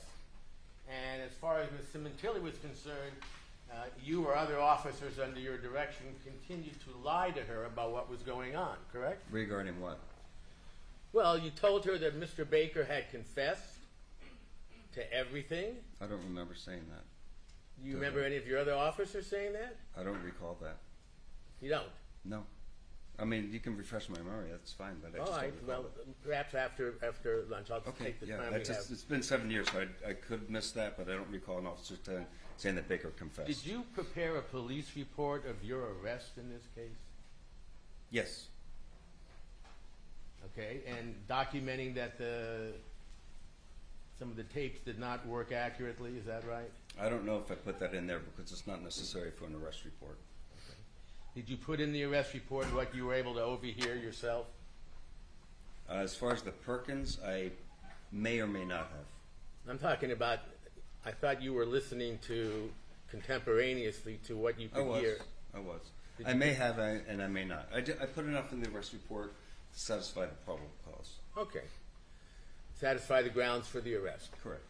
And then they were put in a cell, and did you have a plan at that point how to obtain even more evidence, if you could, Yes. as to Ms. Sementilli? Yes. Up to that point, you had nothing indicating, let me rephrase that, she had never indicated to you verbally or anyone else that she had participated in the murder of her husband. She had not confessed to that. Verbally, she did not. Okay. I know you believe other evidence shows that. We'll get to that. Okay. But verbally, she had not. Correct? Correct. And it was still your goal, if possible, to get her to confess, correct? I always try to gather evidence as long as possible. Limited to this case, did you have a plan to attempt to continue to lie to her, or a ruse, in order to hopefully get her to confess? Yes, there was a plan to continue the ruse while she was in the jail cell. All right. And can you tell us briefly the first thing that was part of the plan? I'm sorry? Tell us what the plan was. The plan's a very standard plan. Just tell us in this case. Okay. In this case, same as every other case. What we did is we, in this particular case, had a LASD sheriff, female, work in undercover capacity, and she worked at our direction to sit in the cell and have a conversation with Monica. We gave her a general outline of the case so she would be aware of where the conversation was going, and so she could pick up on cues that we were looking for. You told her what you wanted her to obtain, if you could. We just wanted her to talk about the case. Well, did you tell her that you believed Miss Sementilli was having an affair with Mr. Baker? Oh yeah, we told her that. That's the details of the case. Okay. We didn't tell her what to ask. We just gave her the details of the case. Was she someone who had performed in this role before, if you know? Oh yeah, she was very experienced. As posing as a suspect in a cell in order to hopefully get a real suspect to talk. She did it all the time. Okay. Very experienced. Very experienced at it, yes. Were you listening to their conversation? Yes. So at times you were able to interrupt it or in some way speak to her about maybe you should try this, maybe you should try that, this is not working, anything like that? No. Did you talk to her at all during the entire period that she was in the cell with Monica Sementilli? I don't believe I did. There is a possibility I could have, but my recollection is not at all. But there were times while she was in the cell with Miss Sementilli that it was interrupted by an officer coming to the cell, correct? At my direction, yes. And at your direction for what reason? To stimulate conversation and to also get the passcode. So it was a combination of getting the passcode, but also mostly to stimulate conversation, to give the UC a reason to talk about something rather than bringing something out of the blue that she would never know. Okay. And did you inform Miss Sementilli that Mr. Baker had in fact confessed to the murder and everything involving the murder, had confessed to her being involved, and you just wanted her to clear it up? Objection has been answered. No rule. Oh, yes, no. The answer is no. I don't recall doing that, saying those words, or words to that effect. I don't remember saying that. So, no, I don't recall it. Like I said, you can refresh my memory, and if Okay. it happened, it happened. Do you recall instructing, you had a partner with you that day or not? I did, but he was, I was, yes. Short answer is yes. Long answer is, for that day, I partnered up with Detective Parshell. He was listening with me. And my partner, Barry Tellis, was handling Baker's Perkins operation. They were happening at the same time. Okay, so there were two Perkins operations going on. Correct. Okay, let's limit this to Miss Sementilli's. Okay. Was there any instruction on your part to have someone, some officer, Parshell or someone else, go to the cell and inform Miss Sementilli that Mr. Baker had confessed, they knew everything about what happened and they just needed her to clear it up? I remember Parshell going, by listening yesterday, Parshell went up and said that there was no doubt it was you. I'm sorry, there was no doubt it was Baker. But I don't remember the word saying that he confessed. He may have, but I don't remember it. He may have said that. He may have, but I don't recall. I don't remember hearing it yesterday. Okay, okay. And again, all this is designed as part of the ruse to get Miss Sementilli to confess if you can. It's to gather information. Okay. So how long was Miss Sementilli in the cell with this, you said trained deputies? I didn't say trained. I said experienced. And when you say experienced, does that mean that she had acted as a Perkins officer in the past? Yes. You know how many times? No. Numerous. She was Very numerous successfully, too, I might add, right? times. I don't know. Okay. That I don't know. Well, you used her again because you thought she was effective, correct? I used her again? Well, did you use her in the past? No. How'd you know she was experienced and had done this before? Okay. So my partner is very good friends with LSD Homicide and all the people there. So he, through his contacts in LSD Homicide, heard that they use her often and that she was very good. So through my partner's contacts, we reached out to her, and she looked physically good for the part, and we heard her experience was good, so we used her. And what was the part that she looked good for? Cellmate. Okay. Pretending to be someone else who had been arrested on some other crime. Yes. And when you said she was good, does that mean that she had secured confessions in the past? I don't know the deep. Sustained. All right. So you heard yesterday, I believe, we played the Perkins tape recording. Yes. Is that right? Yes. And I take it, unlike with the car, it accurately picked up everything that was said, as far as you know, between the Perkins officer and Miss Sementilli, correct? It sounded like it did, yes. Okay. And at the end, Miss Sementilli indicates that she had an affair with Mr. Baker, correct? Yes, she said words to the effect that he was, her everything and Okay. confidant and all that stuff. And talked about cheating on her husband, but that he was still a wonderful man and amazing, and she loved him and so forth. I correct? remember that. But at no time during that entire, how long was it? A few hours? I'd guess 2 hours or so, somewhere in there. Did she ever indicate that she had participated in the murder of Fabio Sementilli? Did she ever say that? No. Is this a good time to break, Your Honor? Very good. Thank you very much, Your Honor. Good afternoon, Detective Gable. Good afternoon, sir. I did want to clear up a couple of things.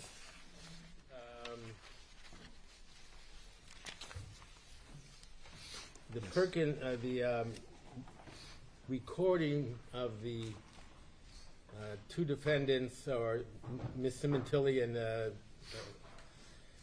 later defendant, now someone who's pled, Robert Baker, were in the car, and we heard what we could hear in the recording that did come through, and the jury had a transcript of that recording. Remember that? And you followed through with it?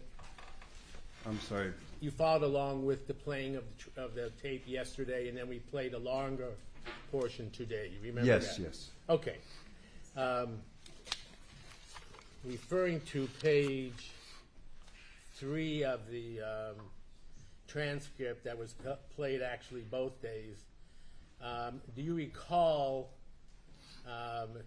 Mr. Baker saying, yeah, it's fucking insane, and then Ms. Sementilli saying, someone is doing this to me, to us? You remember that? I recall that, yes. Okay. Then,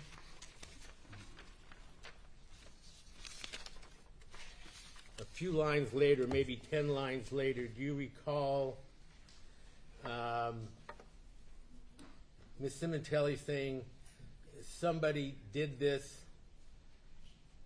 and then somebody talked? You remember that? Yes. It was words like somebody did this, somebody talked. I remember hearing that, yes. And what I wanted to clear up is, in the portion that was played yesterday, if the prosecution played it, the transcript said somebody did this, somebody talked. The portion that was played today, which was a longer portion, but included that, said somebody did this, somebody, and then undecipherable. I remember seeing that when I was Okay. listening, yes. Now, having listened to that, again, the defense, and you're being familiar with it, it's clear that it was somebody did this, somebody talked. Yes. Okay, right. But you do not know, obviously, whether what she was referring to could very well have been somebody talked about the affair, somebody exposed it, right? You don't know if she Well, in meant the that. context of what's going on, I would say no. Okay, well, I understand your context. Since you're asking my opinion, yeah. No, I'm just asking. You don't know for sure what she meant. You have your own opinion. I have an opinion based on the context of what was going on. Of course. And the final opinion will not be ours, but the jury's. Sure, exactly. But you don't know if she was talking about somebody told about our affair. You don't know that. Correct? One way or the other.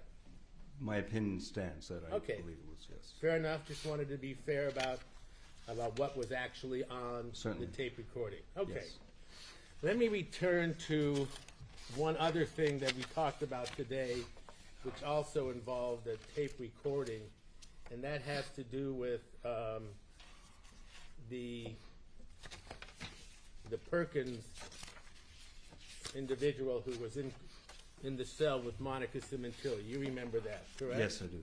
Okay. And I indicated to you that it appeared that somebody had indicated to Ms. Sementilli that Mr. Baker had confessed. Remember that? Correct. Let me refer to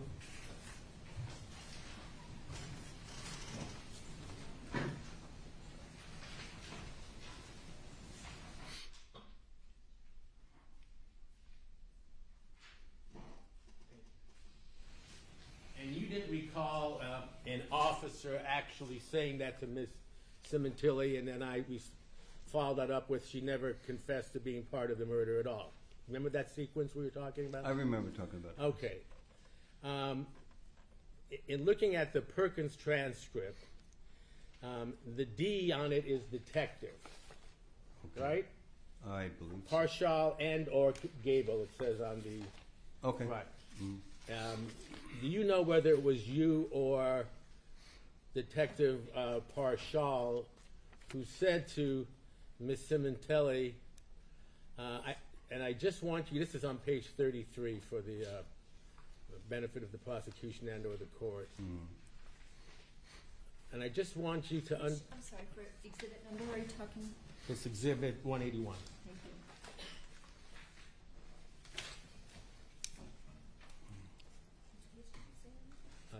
33.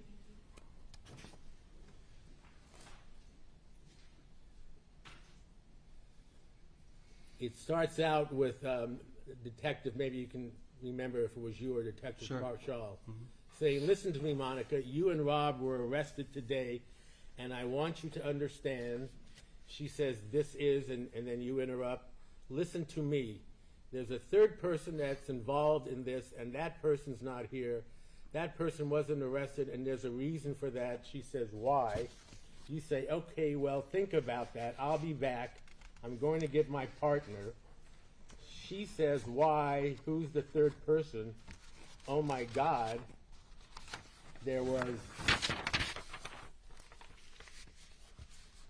all his blood in there. This can't be. Oh, my God, this can't be. And then the Perkins undercover woman says, so I guess he is your boyfriend, huh? And then she says, we do things together, but I don't have a boyfriend. That was intended to imply to her that someone had already talked and somebody had confessed and incriminated her. Isn't that right? Well, she could take it whatever way she wants. Yeah. But this was intentionally said by you. It was implied. If you, yes, Right, it that was. someone had talked, and this is your chance to tell us what really happened in your mind, correct? Correct. And at no time then after that did she say or confess to saying she was part of the murder or the planning or anything like that. She never said that, right? No. Okay. Let me go back, if I could. Well, let me ask you this. During the course of the investigation, did you ever recover the murder weapon? No.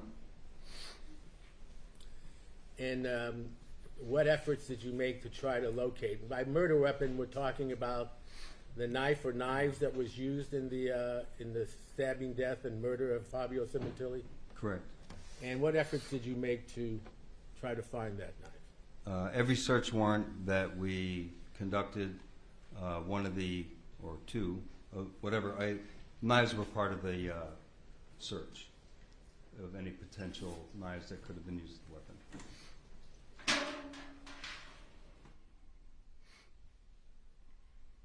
I'm sorry, go on. All the search warrants we conducted on physical locations. Part of the order was to, or directive was to search for any knives, sharp-edged objects that could have been used as the weapon. And you were unable to find that, correct? Correct. Did you attend the autopsy of Fabio Sementilli? No, that was Valley Bureau homicide. Okay. And have you read the autopsy report? 7 years ago, yes. Okay.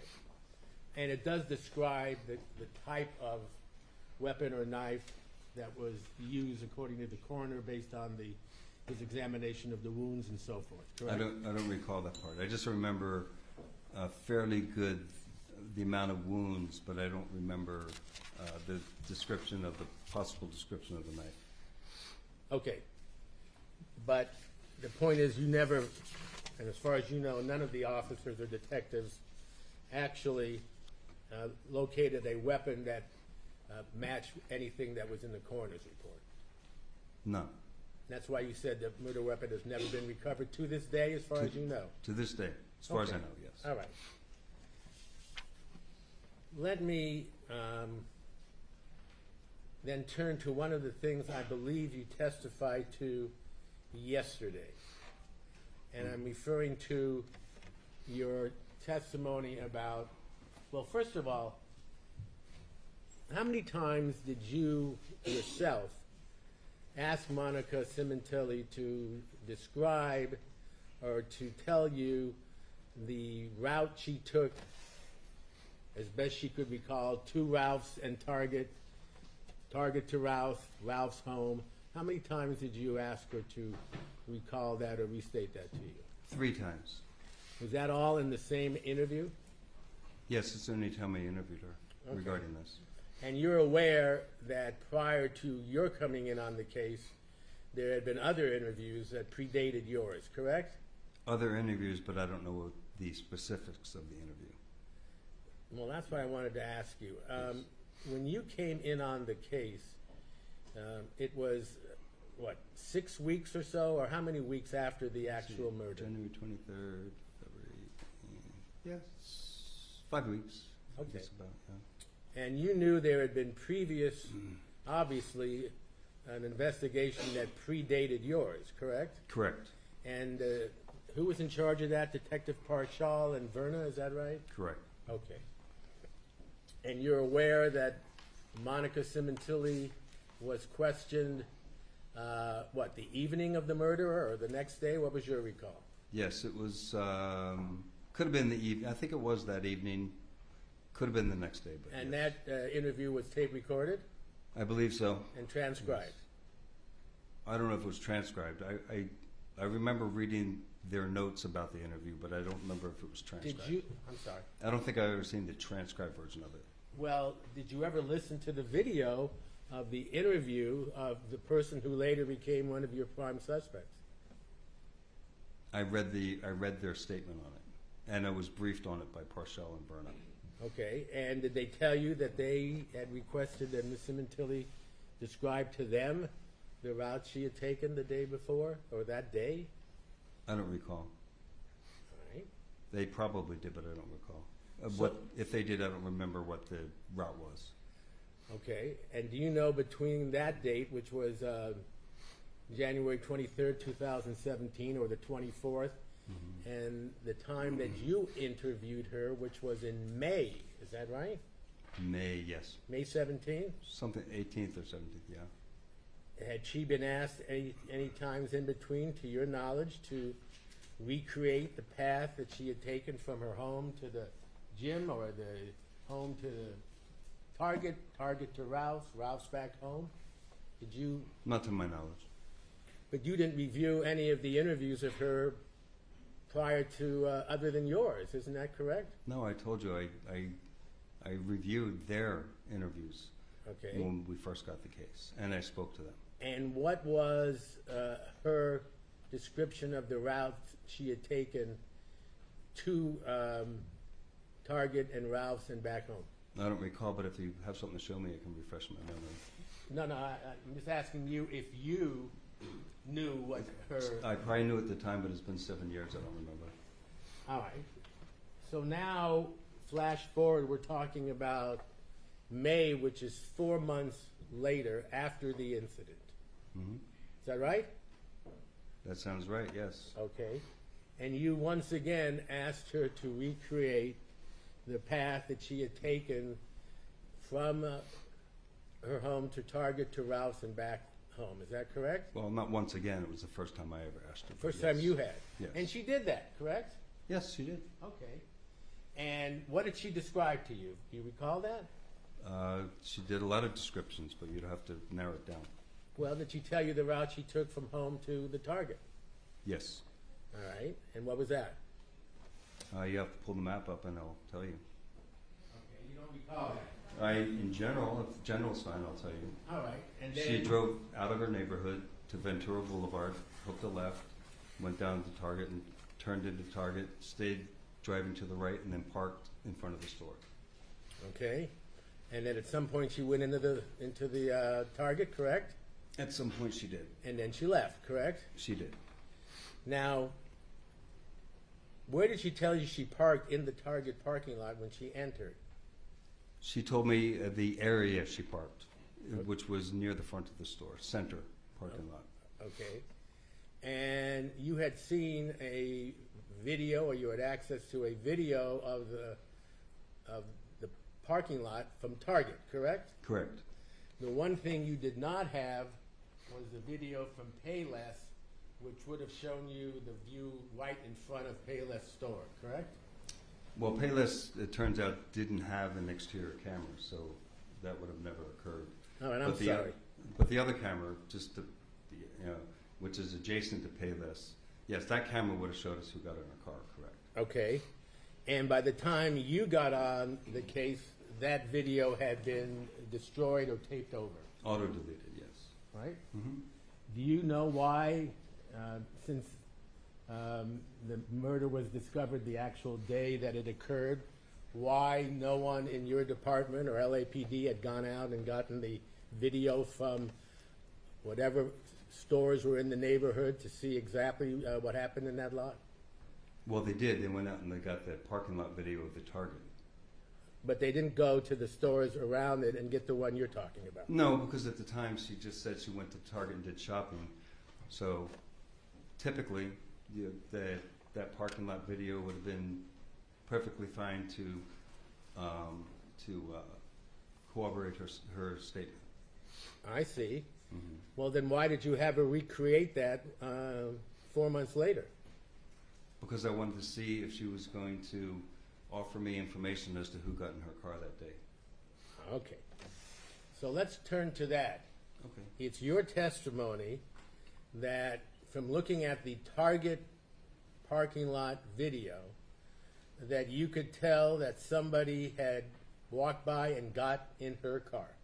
You can see someone walk around from the Payless. You can see the image cross the front bumper. You can see the door opened and close and then drive away, and then that pedestrian's gone. So that part you have to assume they got in the car. Okay, and in fact, in your testimony a couple days later, I believe you said you can actually see it, sometimes even better at normal view. It's not super easy, but you can tell someone got in the car, and that's all you can tell. And that's what we wanted to get the video to see, what was going on there. Remember testifying to that? Yes. Okay. Yeah. And that was from the Target, your view of the Target parking lot video, correct? Correct. Now, you also testified that you had prepared a Ramey warrant. I believe the date is on June the 12th of 2017, in order to get a warrant to arrest both Mr. Baker and Ms. Sementilli, correct? Yes, And you were the affiant on that Ramey warrant, correct? that is correct. That means that you prepared it, Yes. and you swore under penalty of perjury that it was true, Yes. what you put in there, correct? Yes. All right. Do you recall on in that Ramey warrant describing 1530 hours, which would be 3:30 in the afternoon? Is that right? Yes. Monica's F-150 stopped on the main parking lot for approximately 15 seconds. Is that correct? Stopped in the main parking lot? Main parking lot road for approximately 15 seconds. Correct. It was difficult to see clearly due to the far distance from Target's surveillance camera. However, during Monica's 15-second stop, detectives could see a pedestrian walk from the exterior front of the Payless shoe store toward Monica's F-130. Remember saying that in your Ramey warrant? I don't remember. You're reading it, so yes, that makes sense. Would it refresh your memory if I showed it to you? Okay. This is on page 23 of 33 of the Ramey warrant issued in June of 2017. The highlighted portion? And I highlighted. If you could just read it to yourself and Sure. let me know when you're done.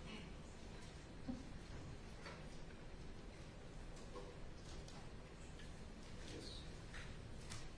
And does that refresh your memory as to what you wrote in the Ramey warrant? Yes. Okay. And did you indicate in that a pedestrian appeared to walk around the front of her 150, then Monica drove off? After that point, that detectives could not locate the pedestrian. Yes. And was that true? Yes, that's true. So is it fair to say that you could not tell or see if a pedestrian had in fact gotten into the car in any way? All you could tell that someone walked around the car and then you could not locate him? Well, you can see the door open, and it appears you can see it close. So the logical conclusion is they got into it. So that was my conclusion. So in other words, in the Ramey warrant, you wrote in what your logical conclusion was, as opposed to under penalty of perjury what the facts were. No, that was my belief what happened, and that's ultimately my conclusion was that the person got in the car. Why didn't you say that in your Ramey warrant? I did say that. It's just the way I wrote it that day. I see. So again, you wrote a pedestrian appeared to walk around the front of her 150. Right. Then Monica drove off. After that point, detectives could not locate the pedestrian. Okay, so I left out the door. You left out the door, So there's less detail. and you don't say in here anything about your conclusion or it appeared or anything. Well, then I didn't conclude it, but that's what I saw, was what I wrote. The only part I left out was I saw the door open. The only So part there's less information, not more. the only part you left out is the part that led you to believe you say that someone got in. Yeah, because he wasn't there anymore. Truth is, you never saw that door open on the video, did you? I did see the door open. We can play it. Thank you. Anything further? Just a few comments. And this is just following up on some questions that you were asked. Defense counsel were asking you about the defendant and Rob Baker, if they ever, and getting one to flip on another one or something of that nature, right? I'm sorry. The defense asked you questions about when you arrested Monica Sementilli and Rob Baker, like the goal could be where you get one of them to flip or turn or implicate the other one, right? He mentioned that, yes. Right. Yes. He mentioned that to you. Yes, he did. That could be something that could happen. Correct. Now, did that ever happen? Did either one of them ever give up the other person's involvement? No. And then just to clarify, when you were, when you first came on the case, I know defense was asking you that the defendant was a suspect, that's why she was being followed and things of that nature, correct? Yes. Now, you gathered more evidence as you went along, which, as you testify, was part of the delay in arrest on anybody, is that correct? Correct. Now, at some point, did you request, prior to her arrest, did you request the defendant's Microsoft records or her emails, things of that nature, in order to gain more intel on the defendant? Yes. What did you do? I wrote a search warrant for her Microsoft, IG accounts, Google, and I think a few others. When you say IG, is that Instagram? Instagram. Now, the Microsoft, what does that give you? What did you receive in return? That's her email. I'm sorry, email account, the Calmati Mo. As you're requesting these through warrants, did you ever notify the defendant that you're subpoenaing her records for her emails and her Instagram and her Facebook? No. Around what time frame was that when you requested that? April 2017, I believe. Now, did you get records back in a timely fashion before her arrest? Before her arrest,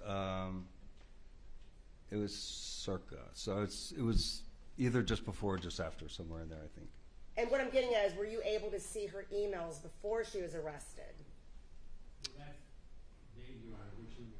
So, roll. I believe the warrants came in just after the arrest, so no. Okay. As far as knowing that she had a surveillance system at her home, how did you discover that? Well, from the cameras, and the fact that the DVR somehow was found and stolen from the house, and the way she was looking at the screen, leaving the store, and streaming very high amounts of data consistent with a surveillance video. Okay, and so when you were able to actually get into the email, was it you that found that there was some deleted emails? Yeah, I went straight to the trash file, and there was 4 emails in there. And those 4 emails are the emails that gave her the instructions how to access her IDMSS Lite surveillance system through that app. At least one of them was, yes, one of the 4. Mhm. And another one was one that was forwarded to Robert Baker, giving him the instructions how to log on to her home surveillance. Correct. It is. Sustained.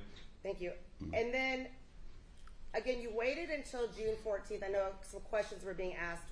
Why it was June 14th as the point when you finally decided to arrest the defendant and Rob Baker. Can you explain then why at that point the determination was made to make an arrest? Sure, yeah. So by that time frame, we had received all the information, or it was in... Not quite. There was extensive cross-examination as to why there was not arrest earlier. It's overruled.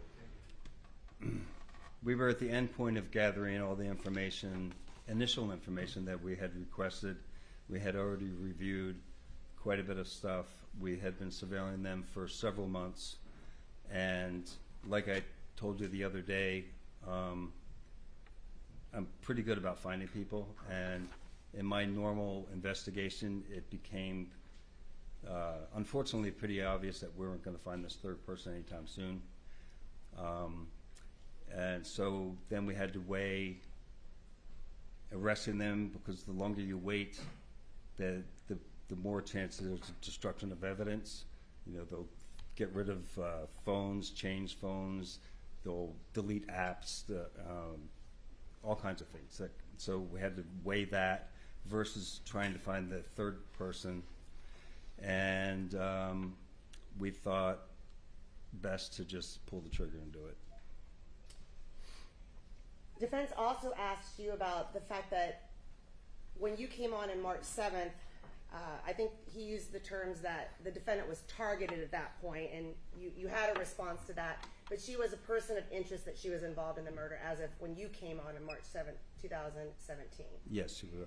And you testified it wasn't just based on the fact that you knew from surveillance that she was having relations with Rob Baker. Is that right?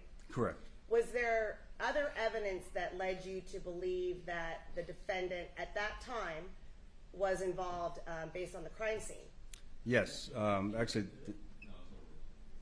it was actually a very important piece of evidence. The DVR, which was taken during that very short time frame to do this murder, was in a location in the garage that was about a 7 or 8 foot cabinet, and the DVR was high atop this cabinet. We knew that the suspects left through the garage, to the kitchen door into the garage. So if you walk out the door heading toward the Porsche, which is what you're going to take to leave, it seemed very unlikely that you would look around and look way up here and see a DVR in a garage. Detective, 1 second. So it seemed... Detective, stop. I'm talking. Sustained. Okay.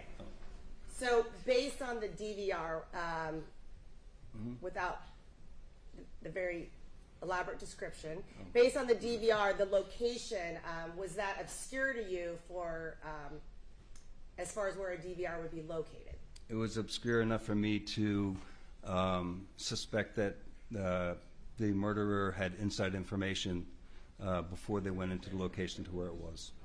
Well, it explains the mindset at the time with this further evidence. It's overruled. During your history of investigating crimes, whatever they may be, have you come across homes that contain DVR systems? So was there any other evidence that led you to direct your attention at the defendant? Yes, well, they learned, the OVB learned that Baker had previously been at the house and slept the night there. So It is, although I understand that you're asking what evidence this detective had in his mind. It is cumulative. Sustained. Okay. without going through everything again, then it wasn't just the fact that she was having an affair with Mr. Baker or Rob Baker. There was evidence from the crime scene and other evidence you took into account in order to focus some attention on the defendant. Is that fair? Yes. Okay. During the overhear that we saw and heard from the police car, and defense played a longer version, the prosecution played a version, we hear a lot of gasping, I can't breathe. You were able to visualize this vehicle, is that correct? Yes, I watched it live. Okay, were there windows, doors open, anything that you know to be the fact of the case of the car that she was seated within? The dividing window door from the front passenger to the back was opened, and I believe Officer Davis cracked the side window for her. Sustained. Did you see any of the windows cracked or open? I don't recall. Okay. Now, and then finally, I know you guys like that word finally, but defense counsel asked you about, and said he would come back to it, the topic of Baker confessing to everything, that you telling Monica that. Upon refreshing any recollection, did you ever tell the defendant that Baker confessed to everything during this Perkins operation? No. Okay, thank you. Any requests? Your Honor. Detective Gable, I'm putting up Exhibit 7, page 14 of the case, People's Exhibit. And can you see the cabinet and where the DVR, in fact, it looks like a black box, where it was located the night of the murder? Yes. Can you point that out, please? Oh. What have you got there? Up here. And can you show us where the door was from the kitchen to the garage? Sure. And can you show us if you know where the fuse box was?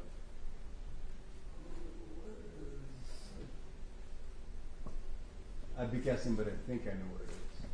You want me to? Isn't it right next to the? I think it's there. Okay. And it's true, is it not, that officers who arrived at the scene and were conducting the investigation long before you got involved located the fuse box, and that a lot of the fuses have been tampered with to stop the electricity? Yes. Okay. So those two items are located as they are in the photograph, right next to the garage door, correct? Yes. The only difference. When was this photo taken? Well, I believe it was taken during the investigation, so I'm hoping it was on the day or 2 or 3 after the murder. Because I don't know what this is, but that's not the DVR then. If it's Because- it's an exhibit introduced by the prosecution, so I can't tell you exactly what it is. Can you zoom in? Is it possible? I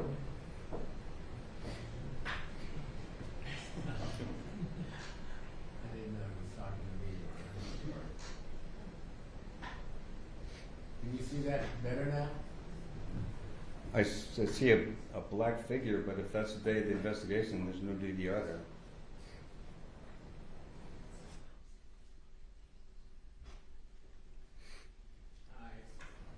As I told you, it's a crime scene photograph taken the night of the murder. Would that refresh your memory?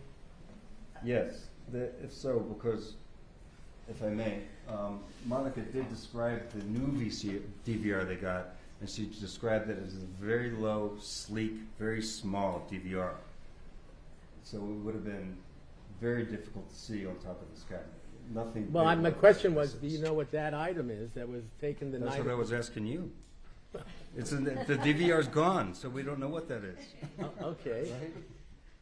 It could be anything. Why don't you ask me what I think happened in the case, and I can tell you that too. Go ahead. My only question is, knowing that that photograph was taken the night of the murder by detectives and officers from LAPD, does that refresh your memory as to what it is or what it was on that night. Not at all. Okay. But that is the location where you were told the DVR was. That's the location where the very thin, sleek, small DVR was, yes. Okay. And you're going by the description of Miss Sementilli, Correct. whose veracity you swear by, right? Objection. I'll withdraw it.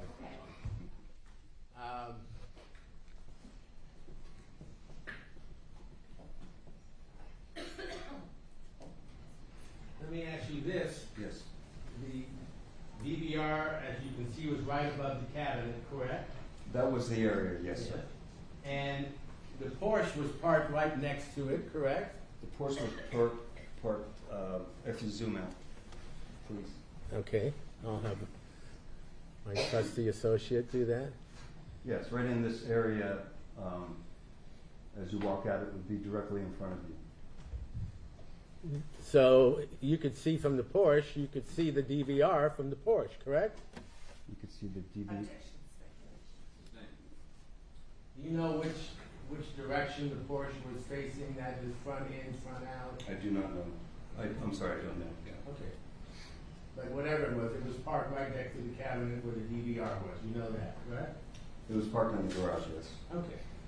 That scene shows the entire garage, does it not, as far as you know? It shows the area where they parked the Porsche. I forget how much is to the right. Okay. Were you ever out in the garage? Yes, sir. Okay.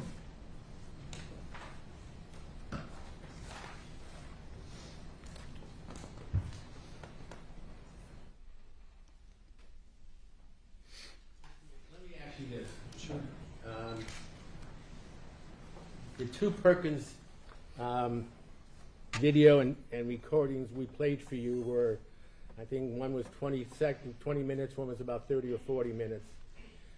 Does that sound about right? That sounds about right, sir, yeah. How long was Miss Sementilli in that vehicle after the arrest before she was removed? Oh, yeah, good question. After looking at it, I would say 25 minutes, maybe 20 minutes. She was not in the vehicle during the whole time that the recording was made? Oh, well, yeah, so how long was that, 43 minutes? About? Okay, so 43 minutes or so. That was the entire length of the time that she was in the... I believe the recording ended when they took her out of the vehicle.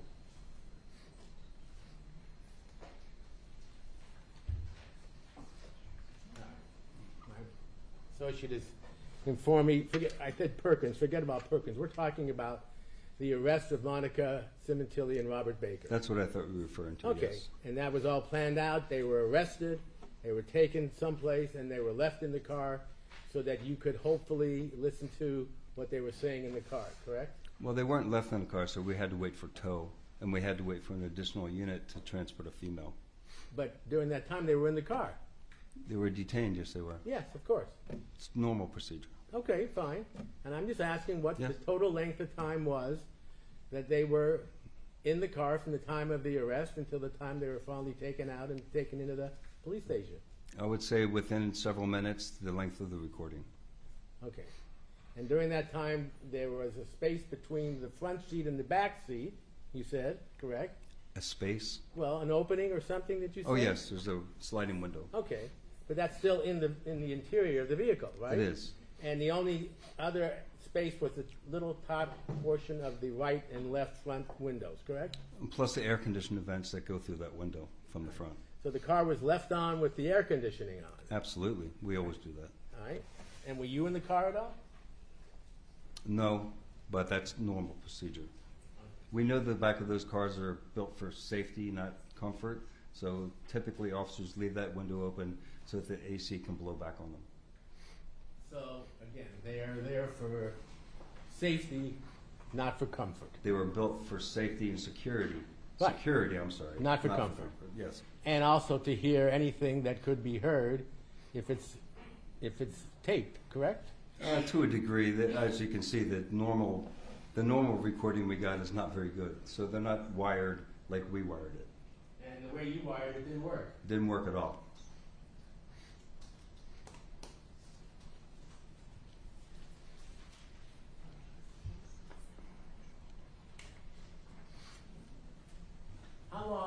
Monica Sementilli in the cell during the Perkins ruse, shall we say? I would estimate 2 hours approximately during the actual operation. Well, how long was she in the cell with the Perkins operator? Correct, that's what I thought you were asking. I'm guesstimating because it's been a while, but I would say 2.5 hours maybe. And how long was she in the cell by herself or with the Perkins operator total?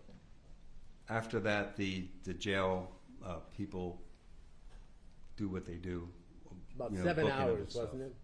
Hmm? About 7 hours? I don't know how long she was in cell. Once we were done with the Perkins, we left, and the jail people become responsible for them. How long was she in the cell before the Perkins operation started? A second, because the operator was in there first, I believe.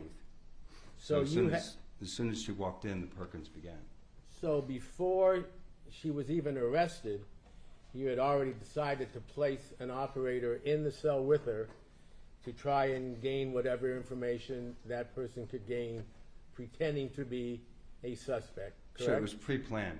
But in this situation, sometimes it just depends. If Perkins is very wide, you totally think outside the box. It depends on the situation. I just the want to person. know what happened in this case. So in this case, I don't recall, sometimes we put the Perkins operator in first and then introduce the person arrested.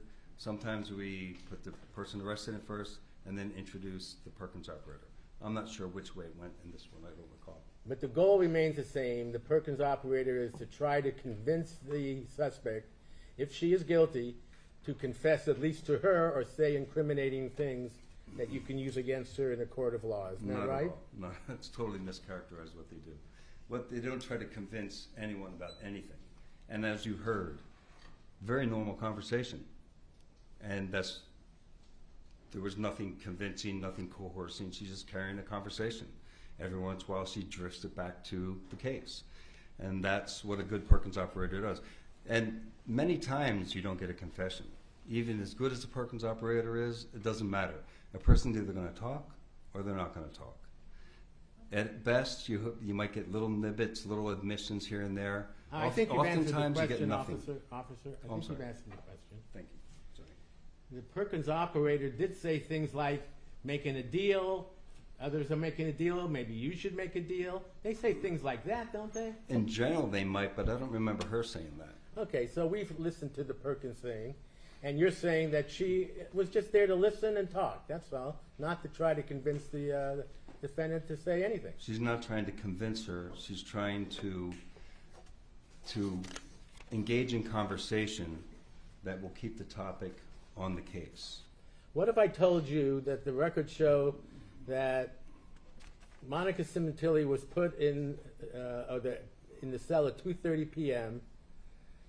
The Perkins operator, you said, was in the cell at the time, and Well, I said I wasn't sure. okay, and the Perkins agent was removed at 11 p.m.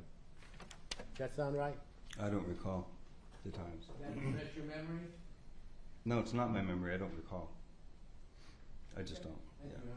Anything for other people?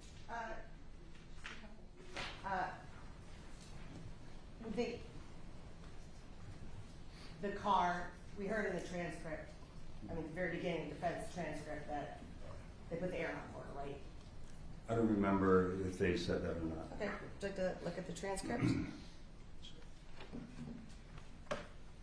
This is page 7 of defense's transcript, lines 6 through 9.